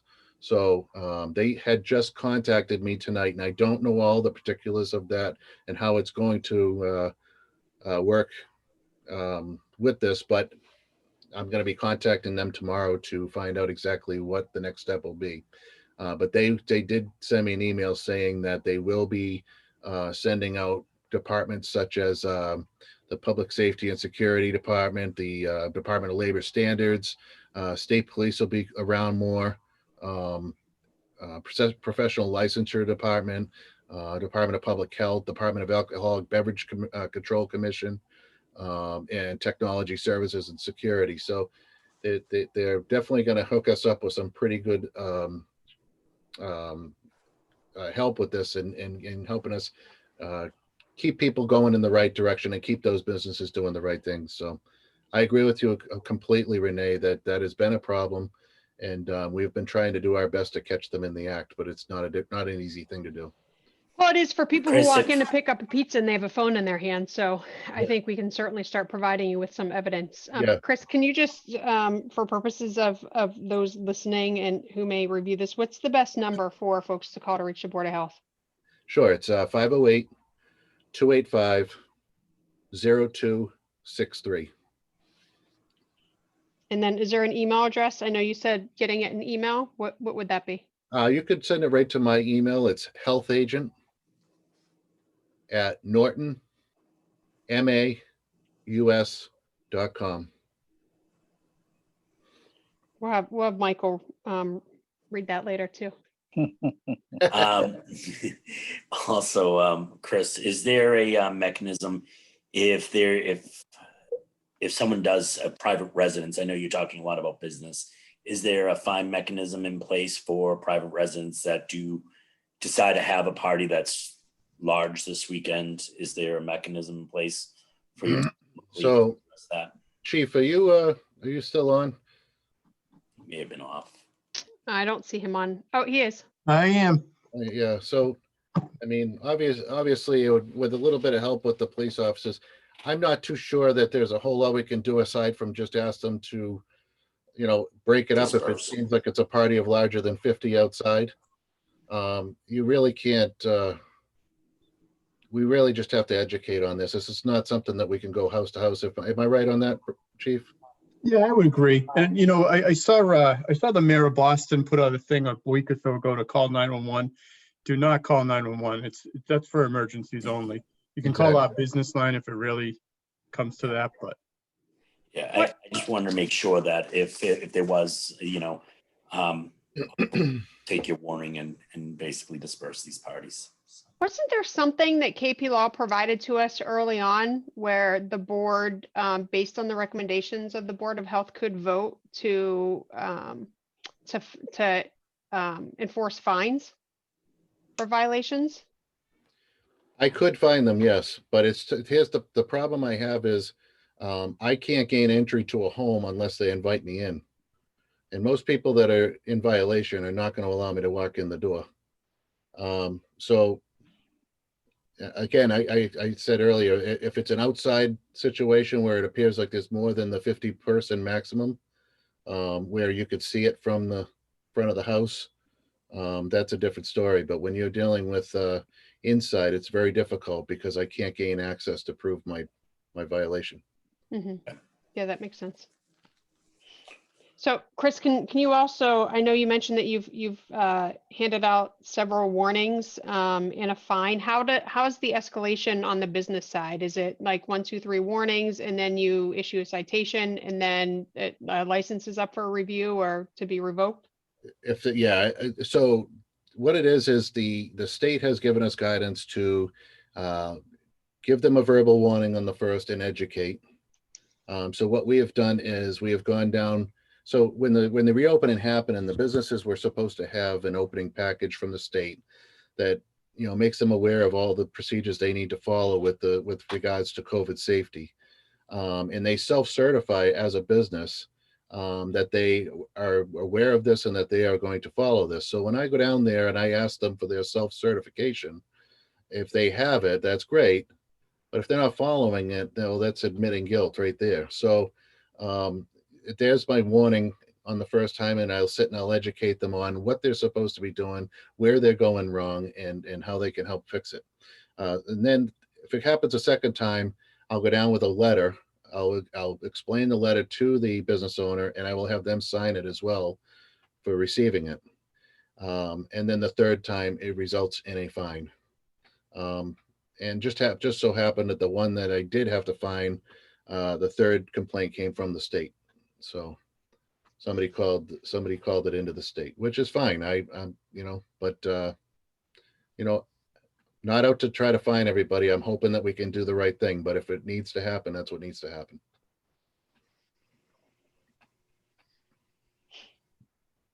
So, anybody else? Questions, comments? I have a comment. I'm doing a good job washing my hands, staying safe and social distance 6 feet apart. And COVID is going to be still with us. I'm praying that the vaccine will be available as soon as we can get back to normal next year. And I'm going out and back. I'm going to Annabelle, Mansfield, Taunton, Foxborough, Easton, going out and about in these towns where my mask to be safe and vigilant at the same time. Hopefully it'll stay that way, and going to all the dining and libraries and all sorts of things. So staying safe, and everybody needs to follow my model. Be safe and not fearful of COVID, and have fun and be safe and for out and back at the same time. Thank you very much for being a role model, Peter. Thank you. And I'd also, I want to, while I've got the mic, if you don't mind, Mr. Chair, I want to thank our clerk, Lucia, for the job she's doing with the election and the safety. She's trying so hard to be sure that she keeps the COVID safety up at those election polls.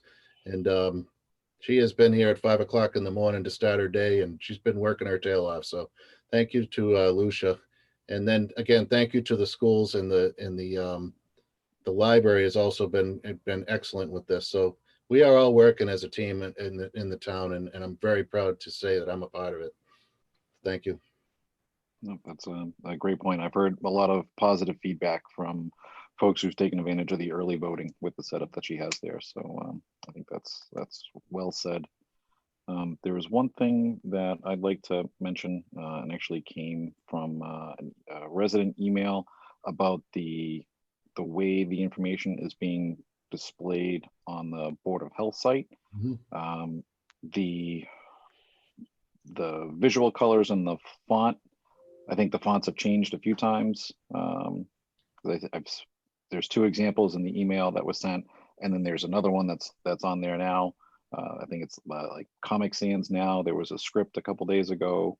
I think if we could just standardize on fonts that are legible.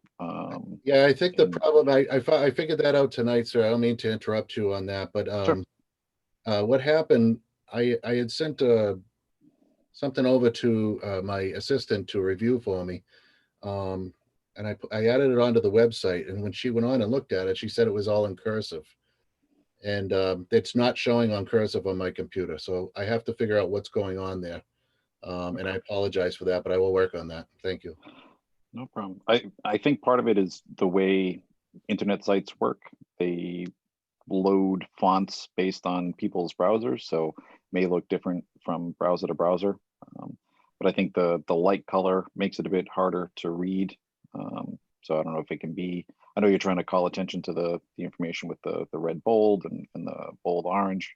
I think is a good idea. It's Yep. I just need to make sure that it's legible. Yep, And then I I don't know. Oh, no problem. And in terms of information that's able to be shared, I don't know with HIPAA and what the state regulations are on that. Like, how detailed are we able to be when sharing information? Like cases from, where is it now? I gotta flip back. So it says since March. Like, I don't know if it's possible to do a table with monthly cases just so people can see the information that's there. I know we don't want to overwhelm folks, but I think being forthcoming and showing the data as it comes in allows people to see sort of the trend lines, so we can see the direction that we're going, hopefully in a better way. I understand. I've received a few emails on that recently.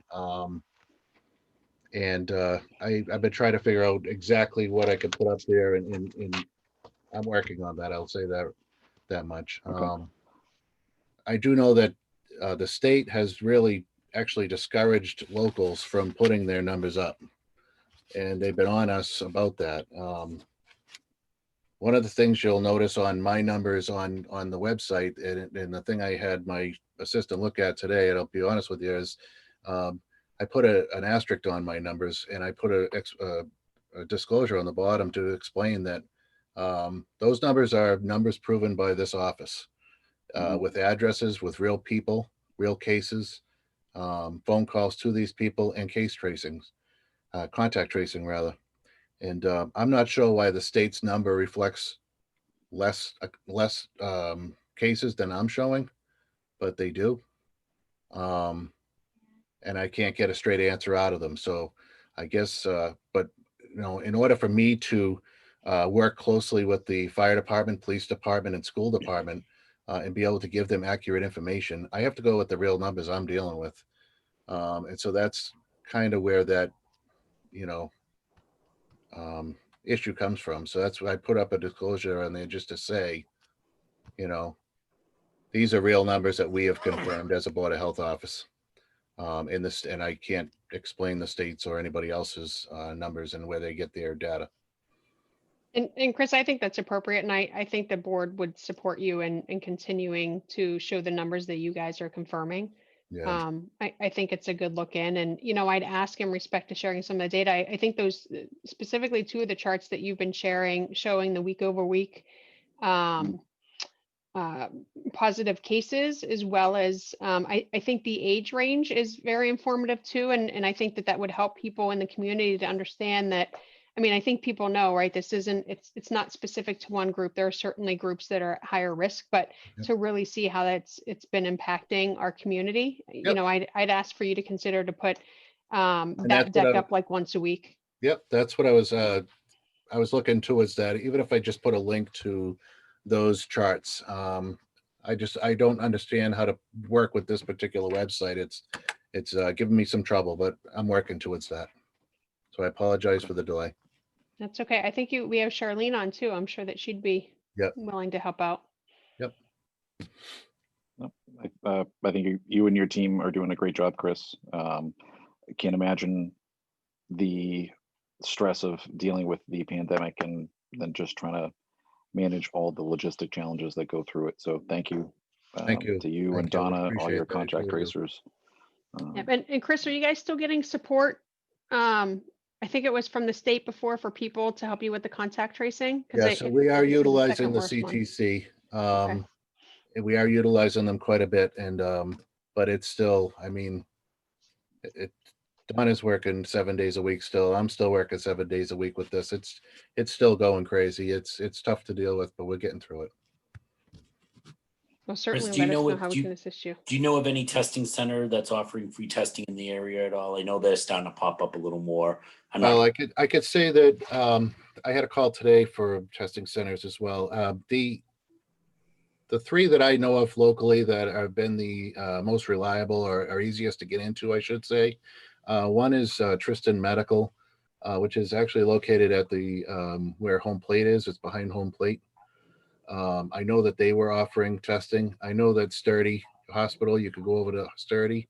And then in Easton at Five Corners, there's an urgent care next to Shaw's that's also doing the rapid testing, which gives you an answer in about 10, 15 minutes. And then when they take the sample for the rapid test, they also take the PCR test so that sample so that they could send that out and get a more accurate reading. But they've been very good as well. So those would be the three that I would point to. See, I know CVS does a lot of their locations, but I guess they're booked out pretty far. So I haven't really been pushing that way. Okay. Thank you. Yep. Great job, by the way. Thank you. All right. Any other questions for Chris, as well as from the public? And we got a few people still hanging on. Chris, you're doing a good job keeping Norton safe and our Halloween abilities. Celebrating Halloween by throwing a party just with my own. Awesome. Yeah. Thank you, Peter. You're welcome, Chris.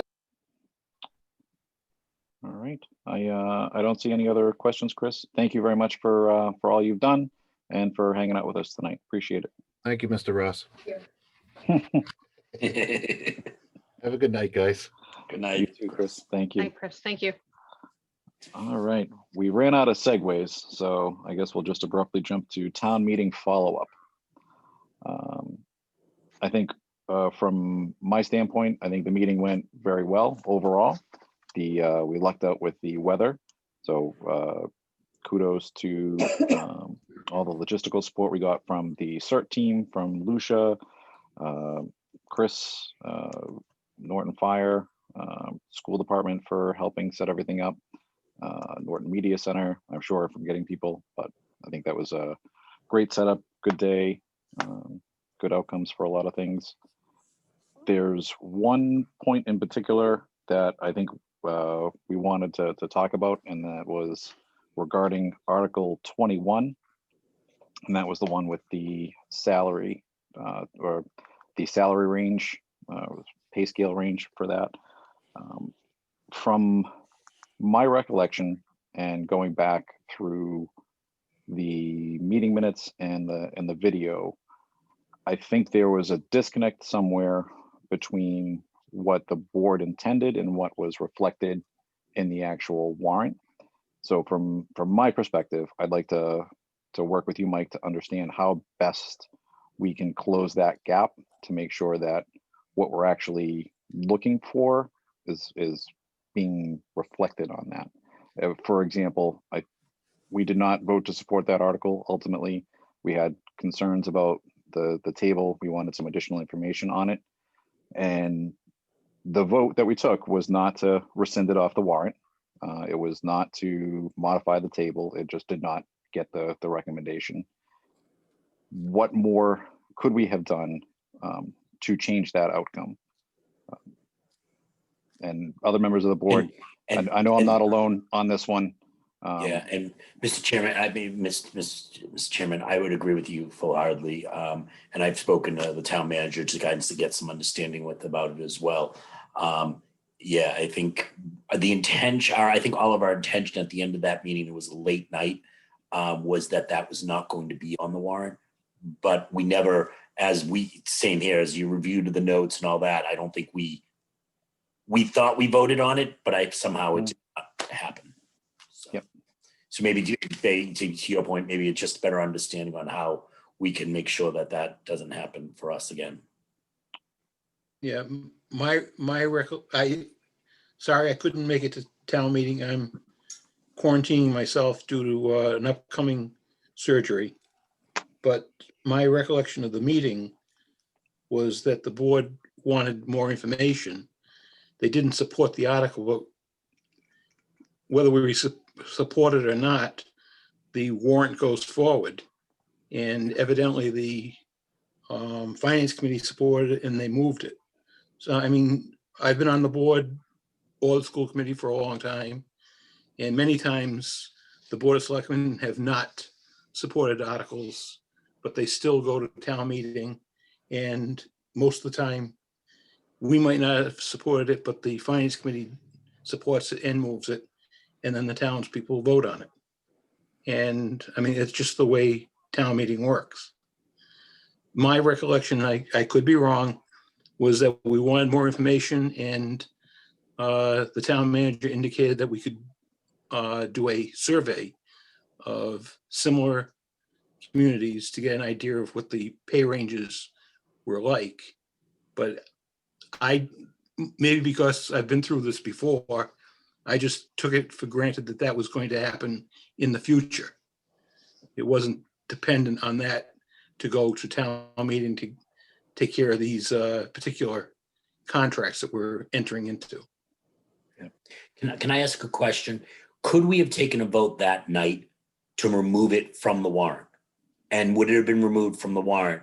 I know that we didn't support it and we voted that and we didn't vote to remove from the warrant, but from that night, could we have voted that night to remove it if a motion was made? Or was it going to move forward anyways because the Finance Committee already recommended it? So that's my question too, though. I mean, it's our warrant, right? The process, it should not go to Finance Committee without our recommendation. And I don't know how it was presented at FinCom. And I know there's at least one member from FinCom or two members from FinCom on here. I don't know if they remember specifically, but you know, we had a lot of discussion about how that was. And while we can't remove the article, we should have every right to make a change to have that chart removed and move forward with the change in the position title. And that was, you know, my understanding was that wasn't going to be on the warrant. And especially when I questioned it on another item, if you remember, we had two tables that showed a change in the salary range. And when I asked about it, you know, it was clear that the change that we had asked for was on the other one, right? So I think that we were all surprised to see it on there. And certainly I'd like to know how was, you know, the board's position represented at FinCom? And, you know, are we going to go back to, we started this earlier in the year pre-COVID, and we did it because this is not the first time that this has happened, for us to have joint meetings with FinCom when we're looking at town meeting articles. So not only are you know, we in full discussion and have some alignment, even if the boards vote differently at the end, but at least we've had the discussion and it's being represented appropriately. and also that there's, no confusion moving forward. And I think it saves time too, right? So that these things don't have to be presented multiple times throughout, different meetings like FinCom, Select Board, Planning Board, or whatever it might be. So, it goes back to, I think the intent that we tried to do before to be more aligned. And I know FinCom had expressed multiple times too, that they didn't want to vote on something without the board's recommendation, right? It's our warrant. It's supposed to come through us, go to them, and then, they own it once we go to town meeting. So it's certainly like we have opportunities to improve the process.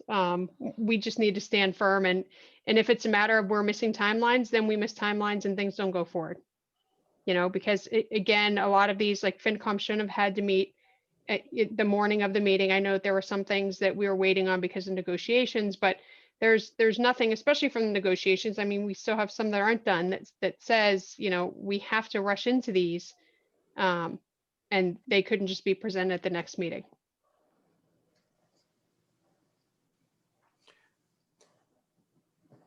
So Mike, Mike, we'll give you a chance to yeah, do you respond. have I know any- we're firing a lot at you. This is We'll give him a open chance, give him a breather. Yep. Let him Well, respond. as far as Mike's question, Michael Toole's question, yes, you could have voted to take that off the warrant.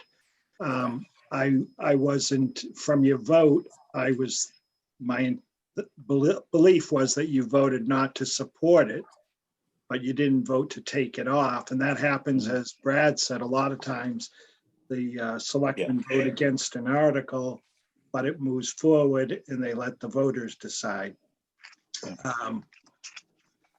And I think you and I spoke about that when I asked you about that. I think that was where the disconnect for me, and I apologize to the group for not knowing the difference between the two. Yeah, and I know I was concerned as we got closer to town meeting that, we weren't going to have enough meetings. So next time we get closer to town meeting, I'd recommend that the board meet every week, not every other week, to be able to cover everything. If we had a meeting that Thursday before town meeting, maybe we could have addressed some things. And as far as the select board, I think it's great for the selectmen to vote on things and let the finance committee know. As far as meeting together, the finance committee is an independent committee to review the finances of the town, and independent of the selectmen, independent of the school committee, independent of the planning board. And I just don't see that it's right to have joint meetings with them all the time. I mean, they should be deliberating, and I mean, you can meet with them at the beginning of a town meeting process to discuss generalized things, I think, but just my opinion that it's something, you're two separate boards. I think what I agree with Renee on is that ultimately it's the select board's warrant. Like we are the ones that are putting it forward. So I personally believe that we should be helping to set the stage and voting on anything before it goes to them. I know meeting schedules are really hard to align. They meet twice a week. We are meeting once every other, occasionally every week. And it's hard to do that. I think as a board, and we need your support on this, Mike, is that we need to be better about doing that and setting the priorities. So I look for your help to making sure that we are planning and scheduling for that, and making sure that the FinCom can react to our feelings as well. Yep. And I mean, we were meeting a lot. I don't remember a week that we didn't meet, with the exception, was it just the Thursday before? Because we had meetings, we had, again, like Meg brought to us, the 4.5 hour long meetings. I mean, we met the week of the first, You just said it was Meg's fault the week again. of the 15th. I mean, we met 3 times in a row, and even before that, we had the 17th, the 22nd. I mean, it looks like every week for, almost 6 weeks. So I don't understand the timing. I don't, and if it means we need to add additional time, Mike, and into your timetable, I know, you and Michelle provide a schedule out, like maybe we back that schedule up 2 more weeks. Yep, we'll look at the schedule. And I think- Mr. Chairman, Mr. Tillis, how are you? super. I love to hear. Just to speak for myself in regards to what you guys are talking about, if you guys had an article, in my view, that you guys put forward, then it's up to somebody from the board to show up at the FinCom meeting and defend your article. I mean, that's what I would say. On the opposite coin of that, there was also a planning article that you folks supported that the FinCom did not. So it's both ways. So if there's something that you guys are putting on the board, then one of the members should, come and make their case in front of the FinCom. That's what I would say to that. Zach, Mr. well, Chairman, I'm not Mr. Chair. opposed to that. The town manager is to represent the board, the select board. Okay. Just my views. And Zach, I understand exactly what you're saying. It is the select board who, if I'm not mistaken, and I could be corrected on this, they're the ones who do set the warrants. You are Except correct. few instances. So it's, If it's gonna come before the This is- FinCom and it's something that you want, come talk to us, is all I yeah, would say. I mean, I think if that was my first kind of experience on that type of warrants. And I don't think I misunderstood what was happening. So, I mean, I'll take the ownership of it. I haven't, I know what to do and it won't happen again. And I'll make sure I ask the right question. Thank you. All right, thank you, Zach. And I think Mike brings up a good point about asking the right questions. So I think we should be overly open about what the board's wishes are and have Mike help us get there. So if our intent was to not have that chart on that particular article, we should have asked specifically about that. And there's a number of reasons why I'm sure we didn't. It was late. We had a number of marathon meetings, but I think all of us can, I'm mostly mad at myself for not catching that before it was there. And it's an opportunity to do better. Ultimately, it's a relatively minor thing in the scheme of things, but I don't want to get burned again by failing to properly convey the wishes of the board and having that impact something in the town operations. That's my 2 cents. Anyone else can chip in. Jack, I just wanted to echo what you had said at the beginning about all the people that set up the town meeting. Jack and I were down there at 10 o'clock and trying to decide if we were going to have town meeting or not. And by 12, 2 hours, everything was ready to go. It was amazing how fast everyone worked and got that done. Can I just say from a newbie perspective, talk about confusing. I think there could be a way, and Mike, maybe work with you on this, but certainly some sort of onboarding process for new selectmen. I mean, Michael, you're only, a couple months ahead of me, where there was just no way for us to understand the process in terms of how this all would work.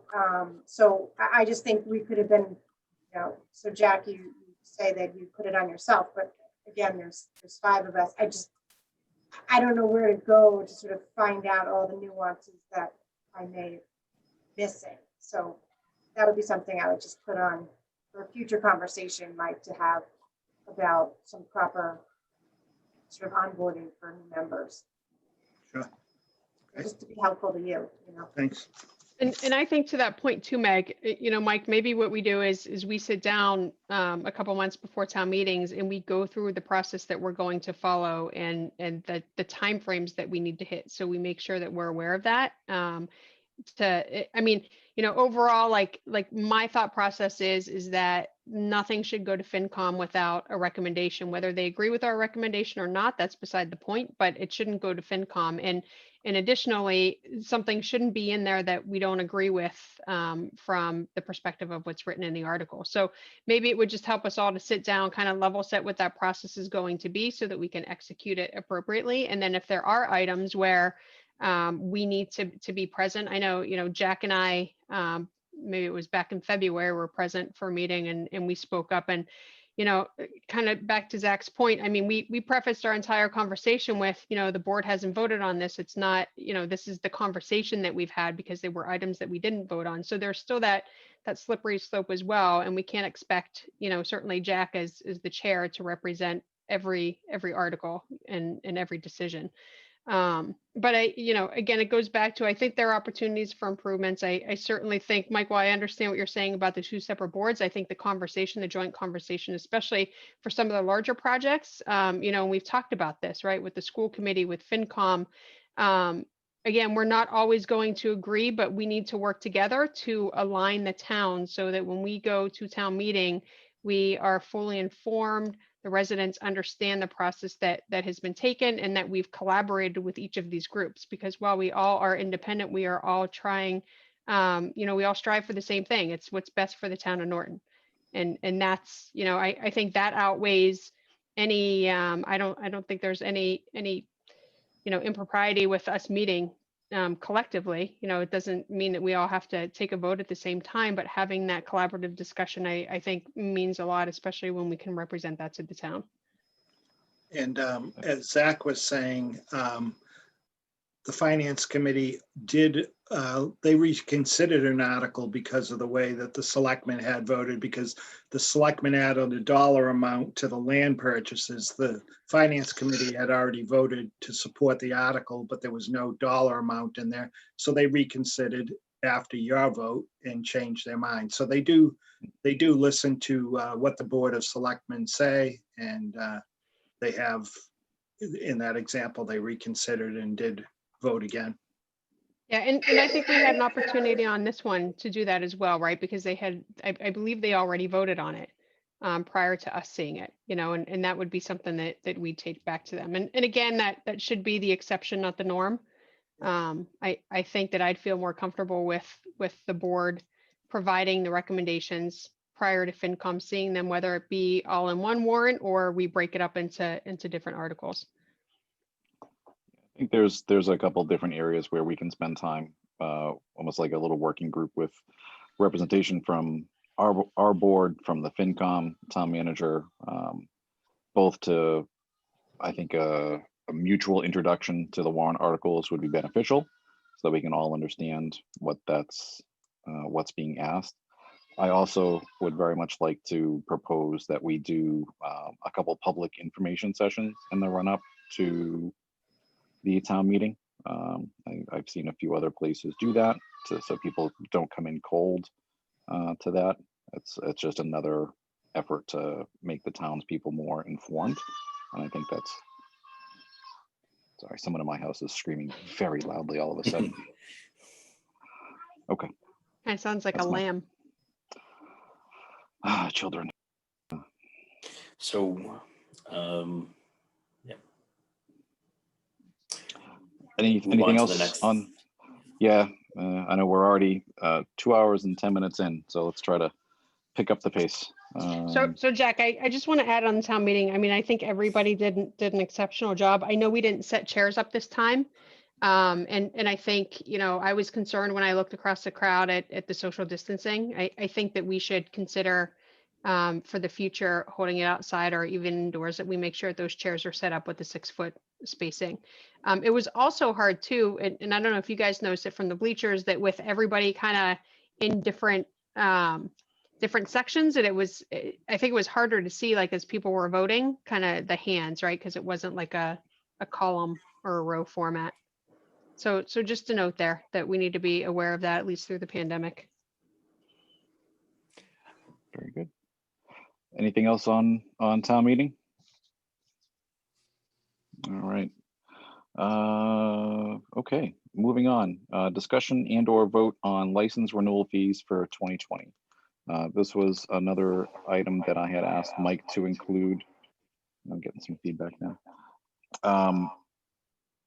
With the general level of hurt that has been experienced by our bars and restaurants in town, I wanted to bring to the board the idea of potentially reducing and or waiving completely the renewal fees for the common vic licenses for these folks, just as a small token of something to help try to get them through, especially as we're going into the winter, especially as things are continuing to surge. Things are just going to get harder for these businesses to survive. And my fear is that, I don't know who's going to be left when the spring comes around again and we get back to the nice weather. So I think anything that the town can do to help these folks out is going to be well received. Realize that this is probably relatively small impact on a number of folks and probably not a game changer, but I think it's an act of good faith, and it can continue on the conversation of additional things that the town can do either through ordinances or executive orders to help support them moving forward. I think the number one thing a lot of folks are struggling with is just the space to expand out, and that's not something that we can impact in any way, shape, or form. So, Mike, I know you and James are on, and you looked at what the fees would be and what the range. So right now, with common vicular all alcohol and common vicular wine and malt, the fees that the town earns are about $32,000 a year. So for us, it's a significant amount of money, obviously. When we set the budget and we have our local receipts, we're counting on that 32,000. I did do a survey. I received responses back from 17 communities to ask them what, if anything, they were doing as far as reducing or waiving those license fees. And 11 as of now are doing nothing. 2 of them reduced them 100%, Abington and Marshfield. And then 3 of them are reducing them 25%, Walpole, Halifax, and West Bridgewater. And Situate is reducing 20%. In Bellingham, they did nothing, but they were going to increase the fees this year, and they decided not to increase them.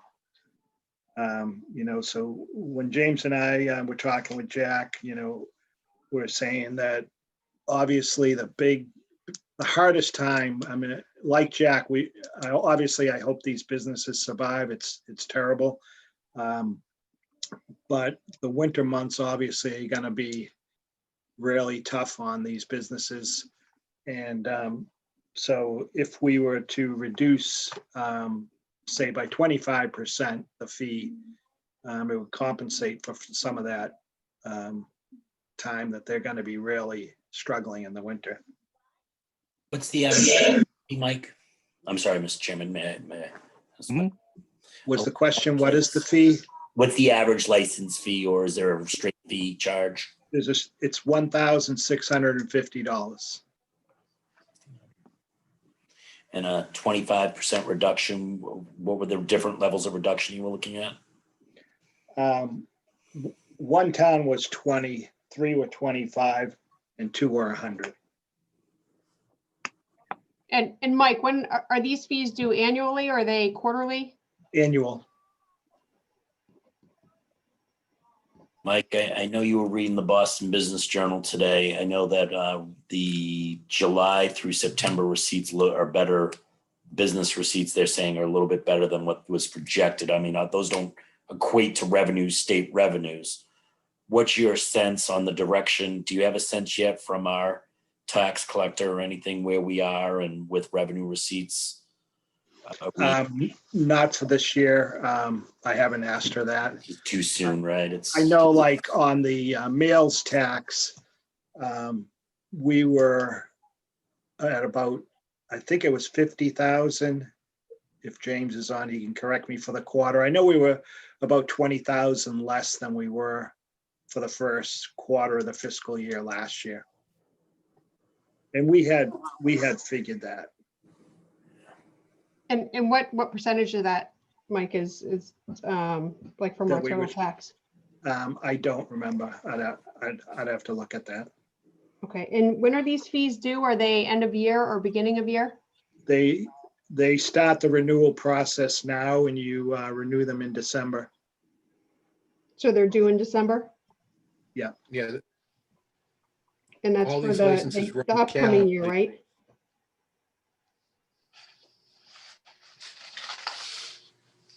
Mike, that fee is for the upcoming year, so they would pay in December for 2021? Right. And we had talked on Thursday, or maybe it was Wednesday, that with the budget set, any reduction in the projected fees for this would need to be made up through something else. So for example, you said if we did a 25% reduction, we could increase the excise tax revenue by $8,000 to offset and keep the budget balanced. We can't zero that out and then operate it otherwise. Is that correct? Yeah, we would look at if we're going to reduce this in our estimates, look at the easiest place to look would be excise tax, and see if we could increase our estimate on that a little bit to cover this. Those just went out, so those are due next week. So would it work for next year? Would you increase them? Excise tax. No, I don't mean increase. I just mean our estimate when we give the state our fine and when we setting the tax rate, we have to have final numbers on what we are going to bring in on our local receipts. And we have to show them estimates. And so right now in our estimates, we'd have a certain figure for these license renewals. But if these are going to be reduced, we'll look and see how the excise tax has been generating and if we're able to increase our estimate a little bit on that. Do we have the ability as a board to, rather than make any changes to the actual fee structure, to postpone and revisit it, say in March, to see what the impact is over the winter? No, the licenses are all due January 1st. The licenses are due and we can approve them, but can we delay payment?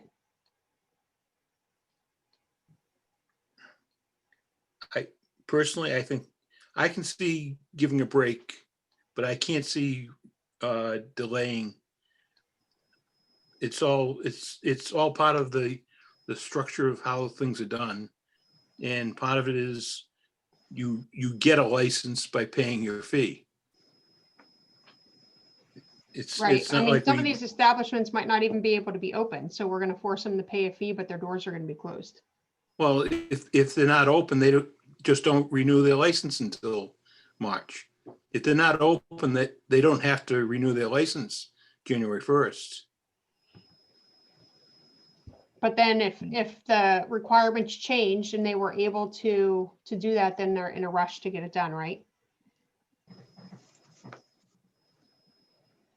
So let me ask this question. So we went into lockdown in March, right? Does anybody remember when we opened up back to restaurants? Was it June or July? Anybody remember? I believe it was June and July. Yeah, I think it was June. June.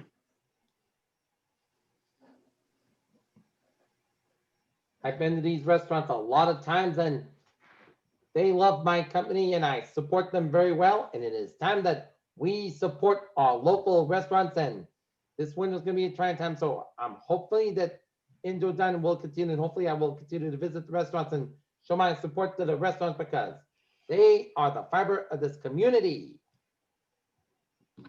So Jack, I may recommend, thinking that they were effectively closed for 4 months, which is about 30% of the year. I would consider a 33% reduction in their license. And then I would also encourage them as well not to renew their license in December if at that time the restaurants are closed due to the state requirements. And then I think we have to figure out some sort of a rapid process that if the state does reopen, that we can get them in front of us and get the license processed.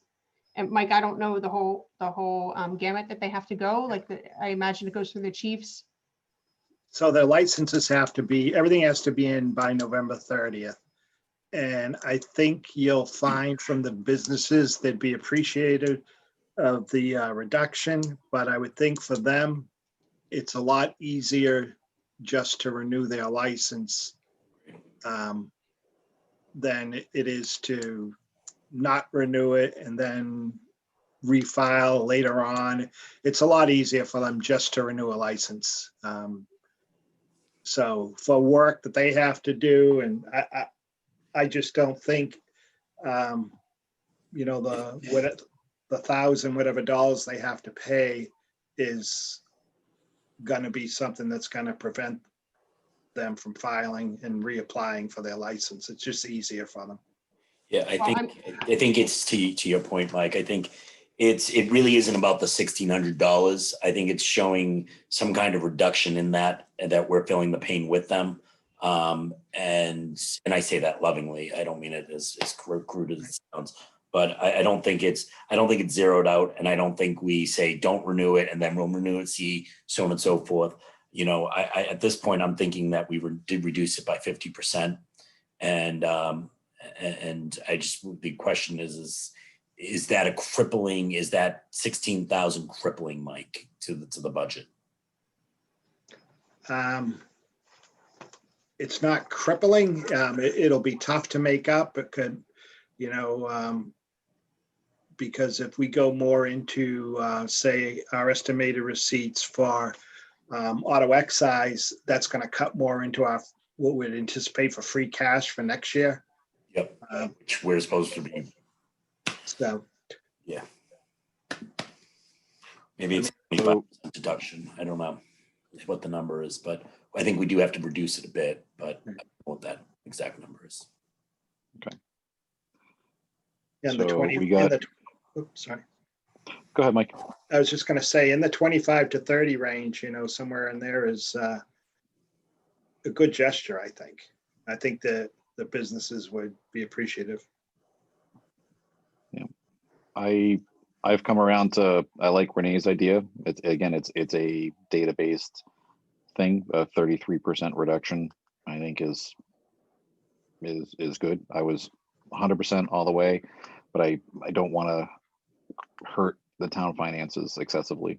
So I think 33%, somewhere in that range is good, and we can always revisit that down the line. Brad, Meg, what do you think? Yeah, no, I agree. I'm not in favor though of the postponing the licenses. I just think you're creating such a mess. Just people not, you know, like Mike was saying. But I agree. I think if you give them some sort of goodwill gesture, I think they'll be appreciative, know that the town is here for them, and move on from that. And we'll include a letter stating, you know, that this year, due to the difficulties that you're having with the pandemic, the Board of Selectmen has voted to reduce the fee for this 1 year by 33%, and let them know that. I mean, and I suggested the delay in license based on what Brad said, right? If they're not open, then you know, they wouldn't pursue a license anyway. They may not pursue a license anyway. Yeah, personally, I was in favor of the 25%. We get you up to 33, Brad? I'll go to 30. How's that? 27 and a half. Nice, even numbers that I can do the math in my head. I was going to say 40%, but I felt, you know, again, they were impacted for 4 months. So I went a little bit down because of that. All right, I'm gonna flip a coin and we'll see if it's all right. I think 30% is a nice even number. We'll give Brad a win. So Chair would entertain a motion to reduce the common vic, all alcohol, and common vic wines and malt license renewal fees for 2021 by 30%. Take it, Mr. Bramwell. So moved. Oh, geez. Second. Oh, Brad got shut out on that one. He did. Oh, I Renee was didn't like hear all what- over I it. didn't hear what She's Michael like said. Captain Marvel tonight. I had to take my headset out, so the sound is a bit different now. All right. Thank you for that. We'll go to the vote. Meg, Yes. Michael, Aye. Renee, Yes. Brad, Yes. and I too vote yes. Thank you guys for that discussion. And I Thank you for just bringing our want to, attention. I just want to clarify, and that's for common vic all alcohol and common vic wine and malt. Correct. Yeah, are there any others that we should consider? Okay. No, Very the good. others are package stores and they're doing fine. Yes, they are.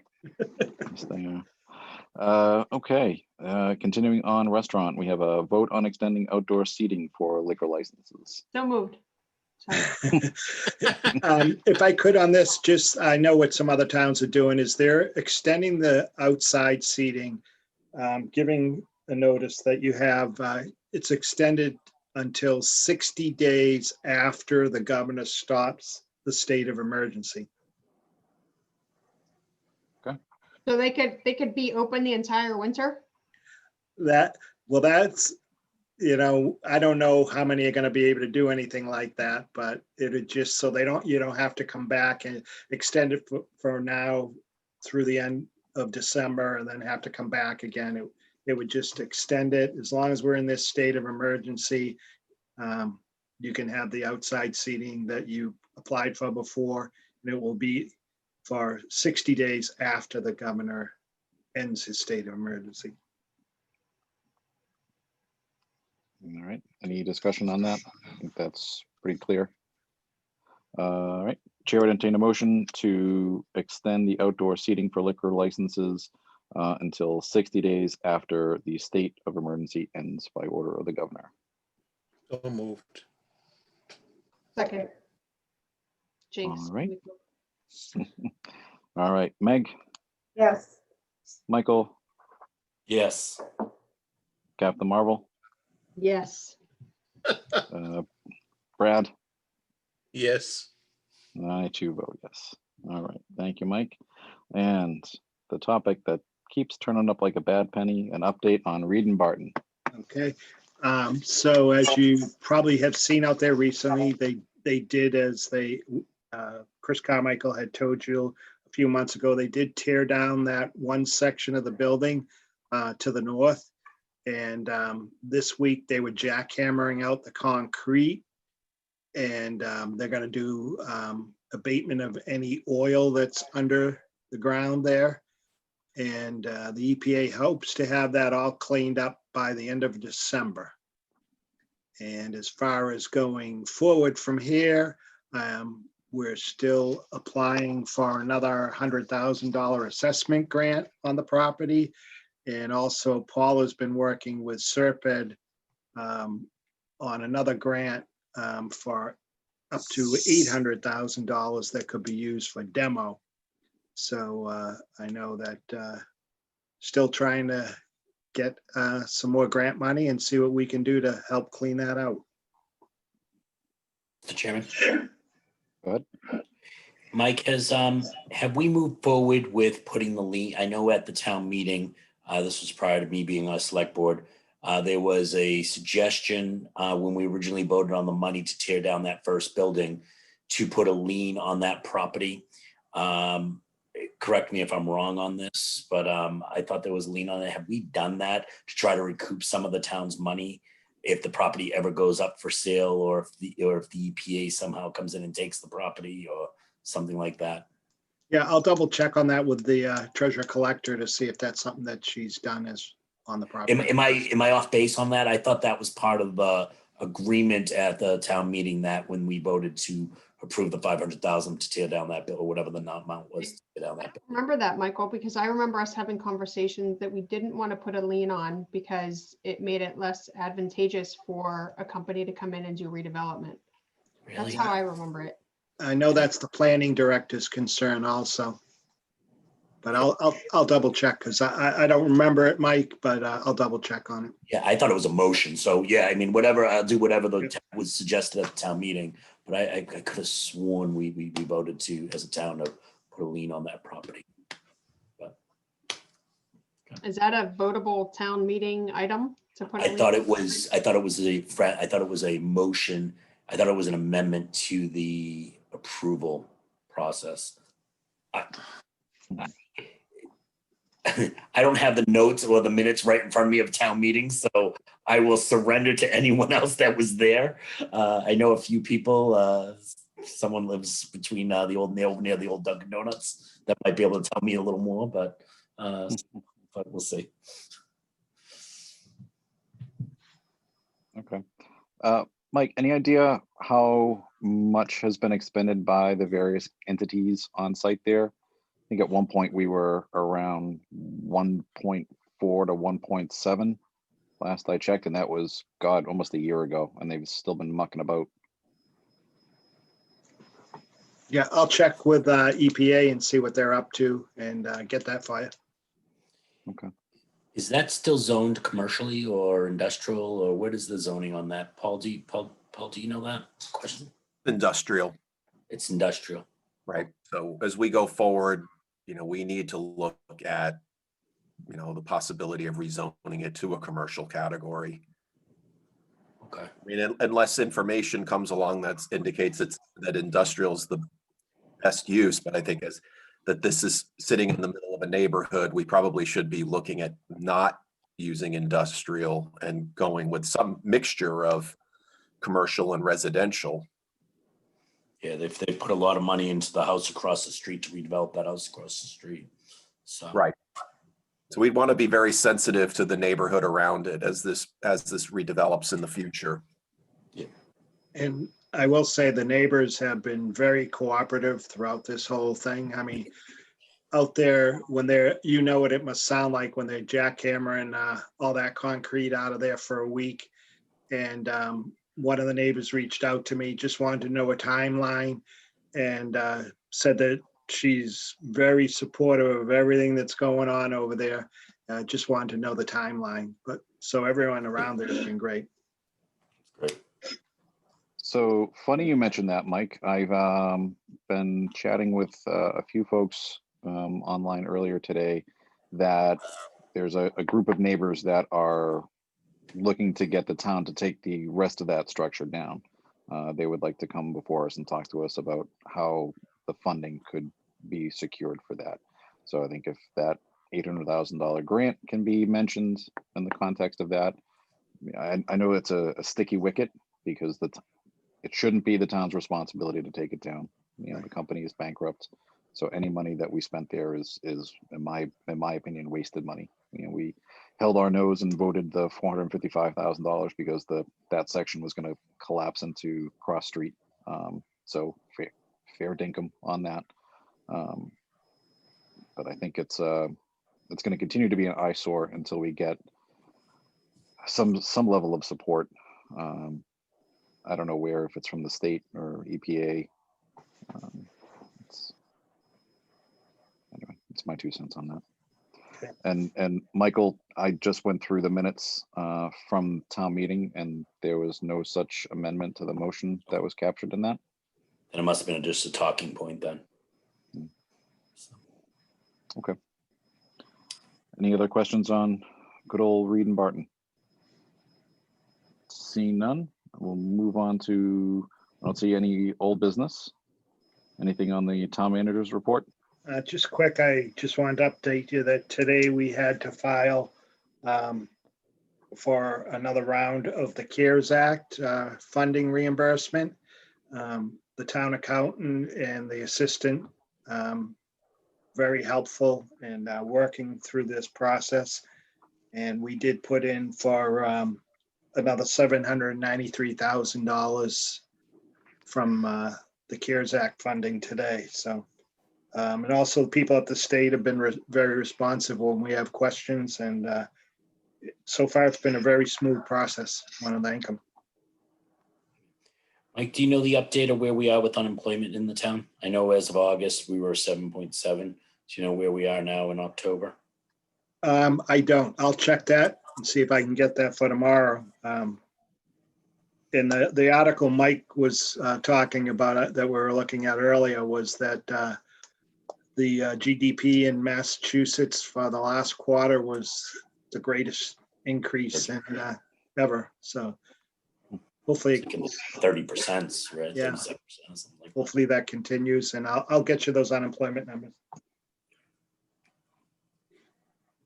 So question on the CARES Act funding, Mike. So I think the first reimbursement was around 400, 410, and now 793. What does that leave us with for that initial allocation available? Total so far, we're somewhere around 1.3 that we're put in for, I believe. So it would leave us with roughly, our total was 1.7, so 400,000. So we have 400K. Okay. And Mike, that has to be expended by the end of the year, right? Use it or lose it?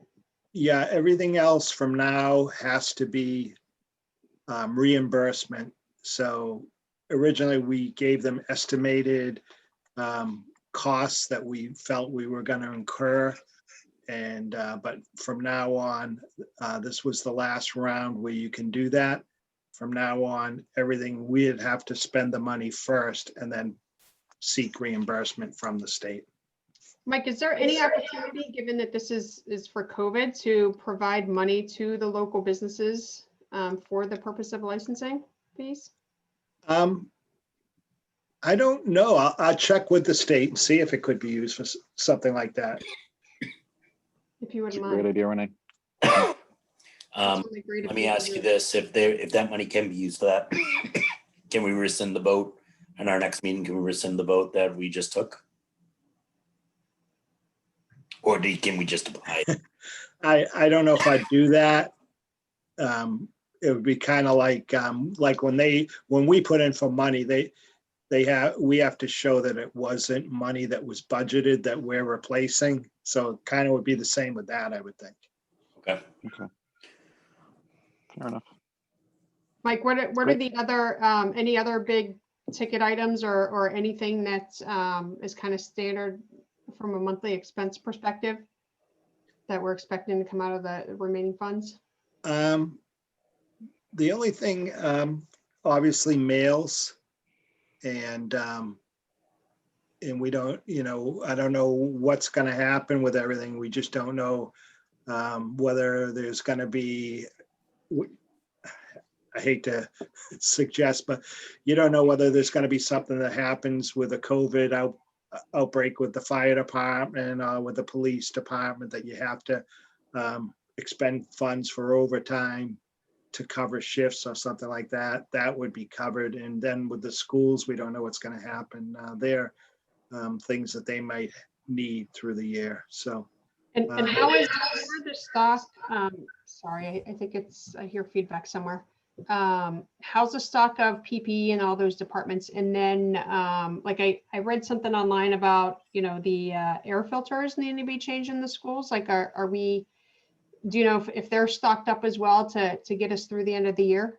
I know where everyone seems to be fine with the PPE in the schools. In this round, we did put in for money for filters.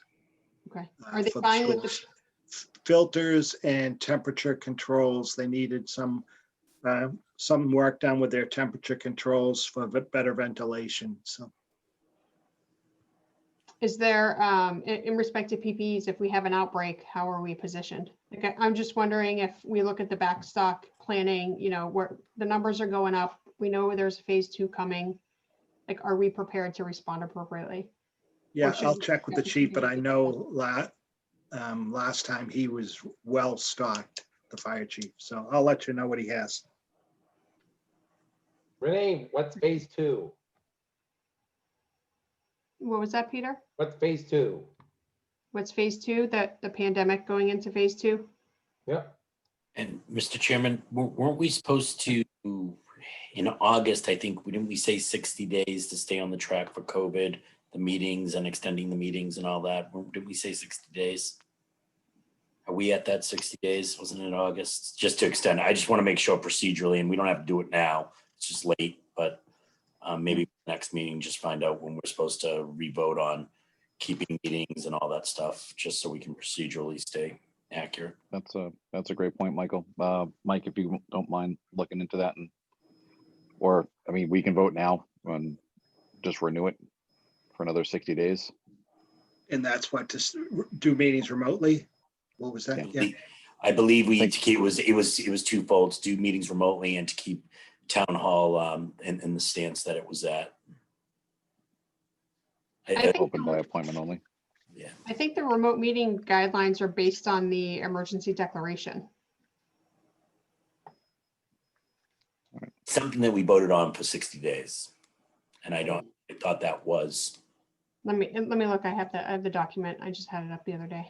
Can't look So at. I wonder if we could do a similar approach to what we did with the outdoor seating licenses and just renew it to within 60 days of the state of emergency ending.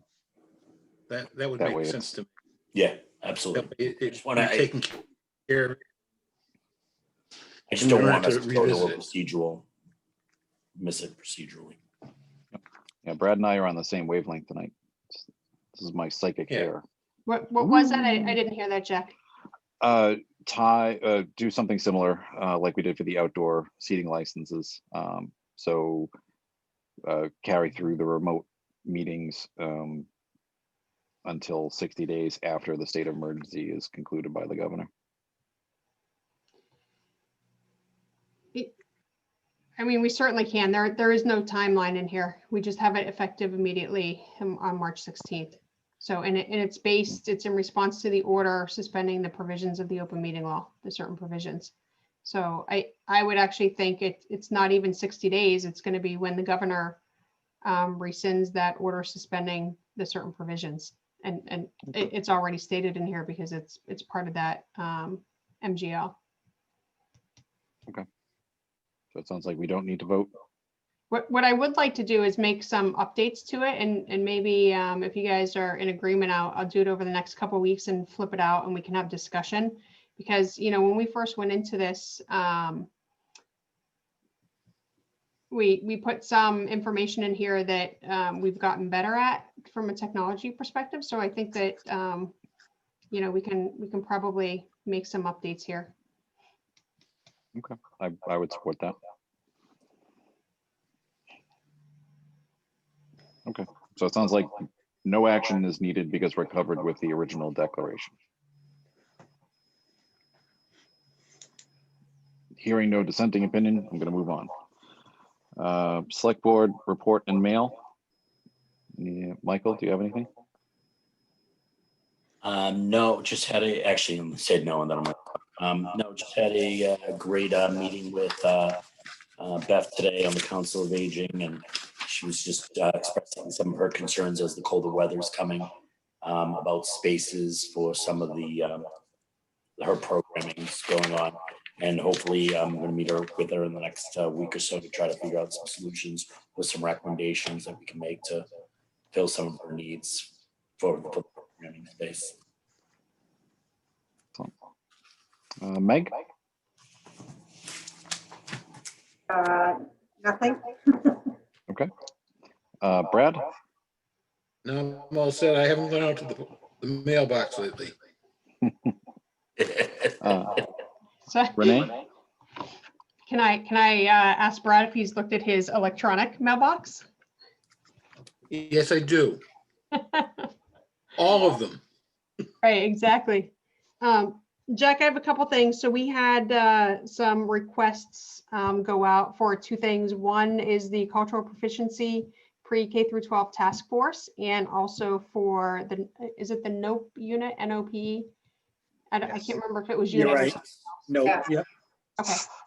So I know on that, we need to have some discussion here. I was certainly interested in representing the select board on the cultural proficiency task force, and I believe Meg was interested in representing the board on the NOPE unit. So I don't know if those are items that we need to vote on, or if anybody else has any interest for our discussion, but I'd like to, from a select board perspective, be able to respond back to let them know who's going to represent us on those two initiatives.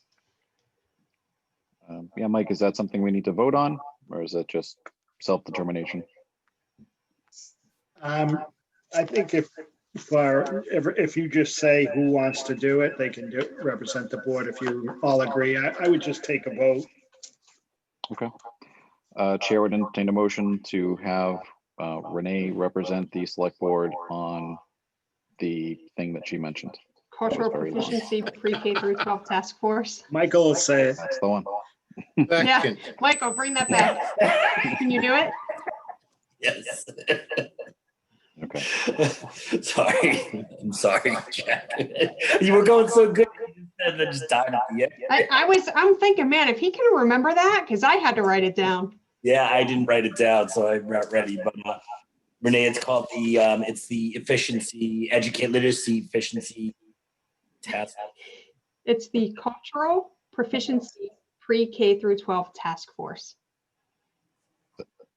What she said, right, Jack? Yes, that's what she said. I'd like to make a motion to nominate Renee Deli to the cultural proficiency K through 12 task force.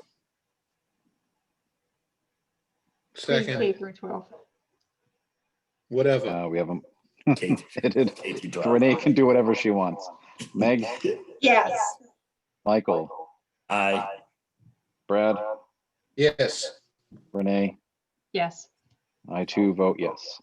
Thank This you. one is easier. I nominate Meg Arts to represent the select board on nope. So moved. Second, Oh, All was right, we there? got a motion and a second. We got them both anyway. All right, Meg, Yes. Michael, Aye. Brad, yes. Renee, Yes. I too vote yes. Thank you both for volunteering on that. Point of order, what does nope mean, Mr. Chairman? Never mind. It's Nope. about opioids. It is, hold on, you challenge me, I'm gonna get it. Even as I hear the background. I withdraw my point of information. All right. Okay, anything else, Renee? Yeah, I just want to mention, so I was on an MMA conference and they had some breakout sessions and one of them was about equality, specifically racial equality. So they had some suggestions about things that we can do in town, such as like a declaration and a couple other things. And I'd like to bring that in front of the board in the next couple weeks just for consideration. I think it's something that, you know, we have certainly a less diverse community than others, but I think, you know, the board's support and really encouraging equality is important for the town of Norton. So I reserve the right to come back with more information on that. The other thing that we talked about in that was, you know, how were the current boards and councils, you know, utilizing the electronic tools? Did we see a shift in future regulations that we allowed more virtual meetings? Just given, like, I think there was consensus across the board that every town has had more involvement from the public, which is a positive.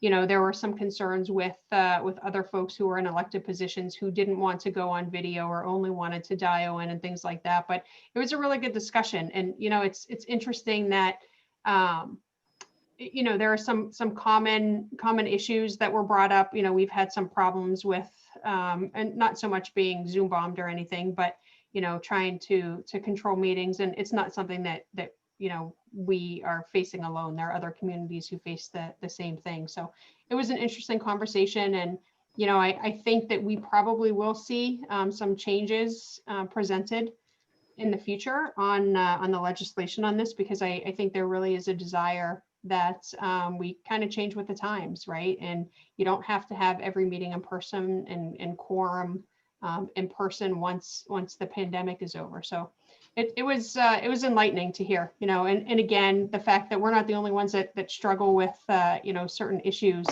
was kind of helpful as well. So just wanted to share that. Right, Renee, praying that this pandemic will be over soon. Once we get a vaccine, it would be back to normal in 2021. Hopefully, Peter. I appreciate your positivity. Yep. All right. Anything else, Renee? No, that's it, Jack. Thank you. Okay. So I have one thing. We received an email from Melanie Racine earlier this week about the possibility of putting a portable restroom at the Tricentennial Park and Playground. With the age range that that park is targeted to, a lot of the kids there are not fully potty trained. So there's been a number of accidents. I can attest, my kids will kill me. My kids have had accidents while trying to make it back from there. I don't know the feasibility of that, Mike. I know the park and rec budget, which is probably where this would come out of, is pretty tight. Just wanted to put that out there for thought and discussion. I'll talk with the health agent and we'll see what that kind of expense would be. And the concern is putting something out there in COVID time that have to be cleaned all the time. And I was thinking about it after her suggestion, and I can't remember a playground I brought my grandchildren to that has a porta potty, or I can't think of one. I mean, it's not like it's something that we don't have that other people have, but I'll check into the cost of that. And it plays during the winter time. Usually porta potties are shut down come fall. They usually get hauled away. So you usually don't get placed until the springtime. Would they be thinking about doing it now? The way I read the email is just as, hey, this would be really great to have for young parents with young kids that those of us that are parents, which I think is everybody, has gotten to a spot, and then the kid that said they didn't need to go to the bathroom all of a sudden has to go, and now you're back in the car and going back across town. Oh, So- been there. I practiced the college prep, but we won't talk about that here. But you know, there is, isn't the baseball fields like Bircho and is the other one Lions? I should know this because I went to it. There's Um, JCS.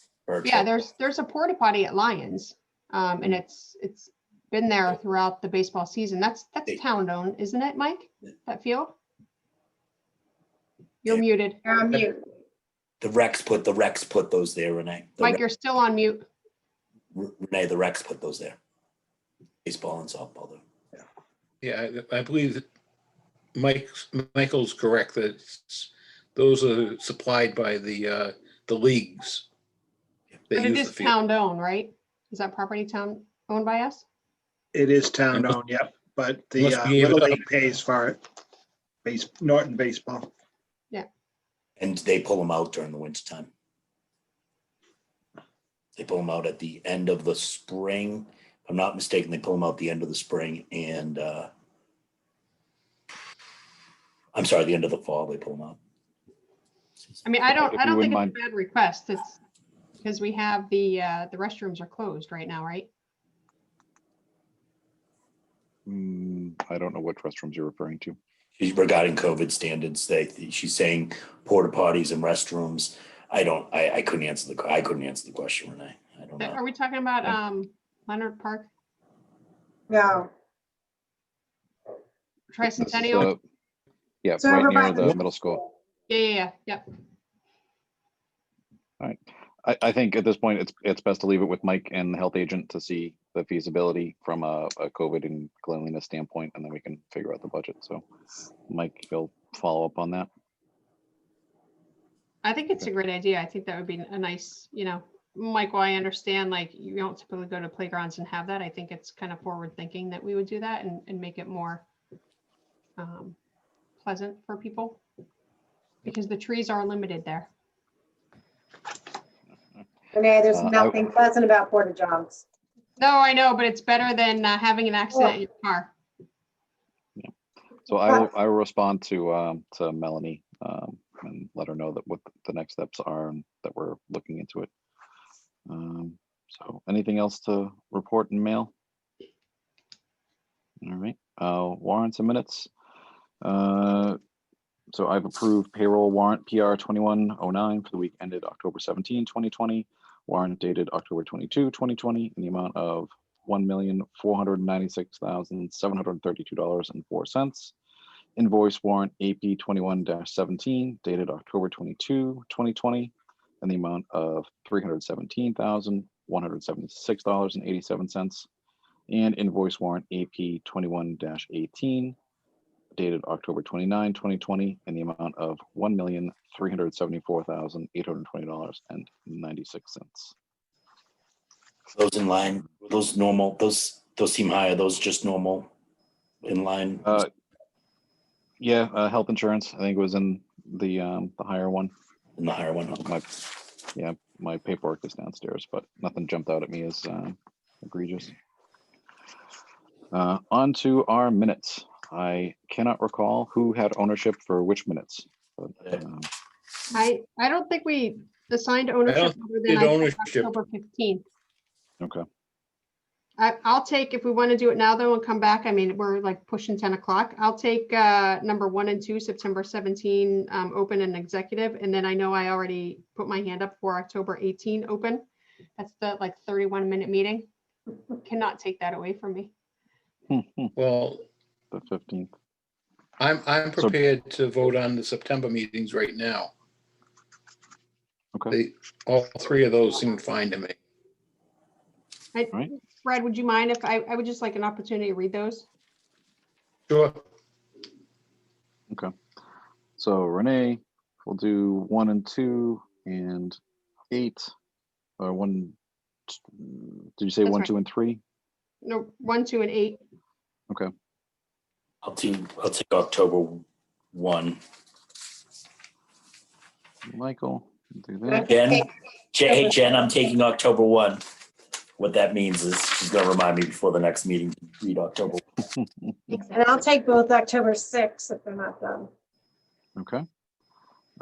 So I will take September 22nd and the October 15th joint meeting. Or is it, Brad, you said you already read 22nd? Yeah, the 22nd I had no problem with. Okay. So I mean, you can read, of course, anybody can read them, but yeah, I mean, I'd just like to read through it because it's the executive session before voting on it. yeah, no problem. Okay. Yeah. Let's get those cleared up for next week. We Okay. did good, and all of a sudden we get, oh, the next meeting. Okay. Okay. Any other business to come before the board? Just if I could, Mr. Chairman. So you're scheduled to meet on November 26th, which is Thanksgiving. So Probably not going to make that. do you want to meet on the 12th and the 19th in November? You're scheduled to meet on the 12th. Yep. And I'm fine with that. Okay.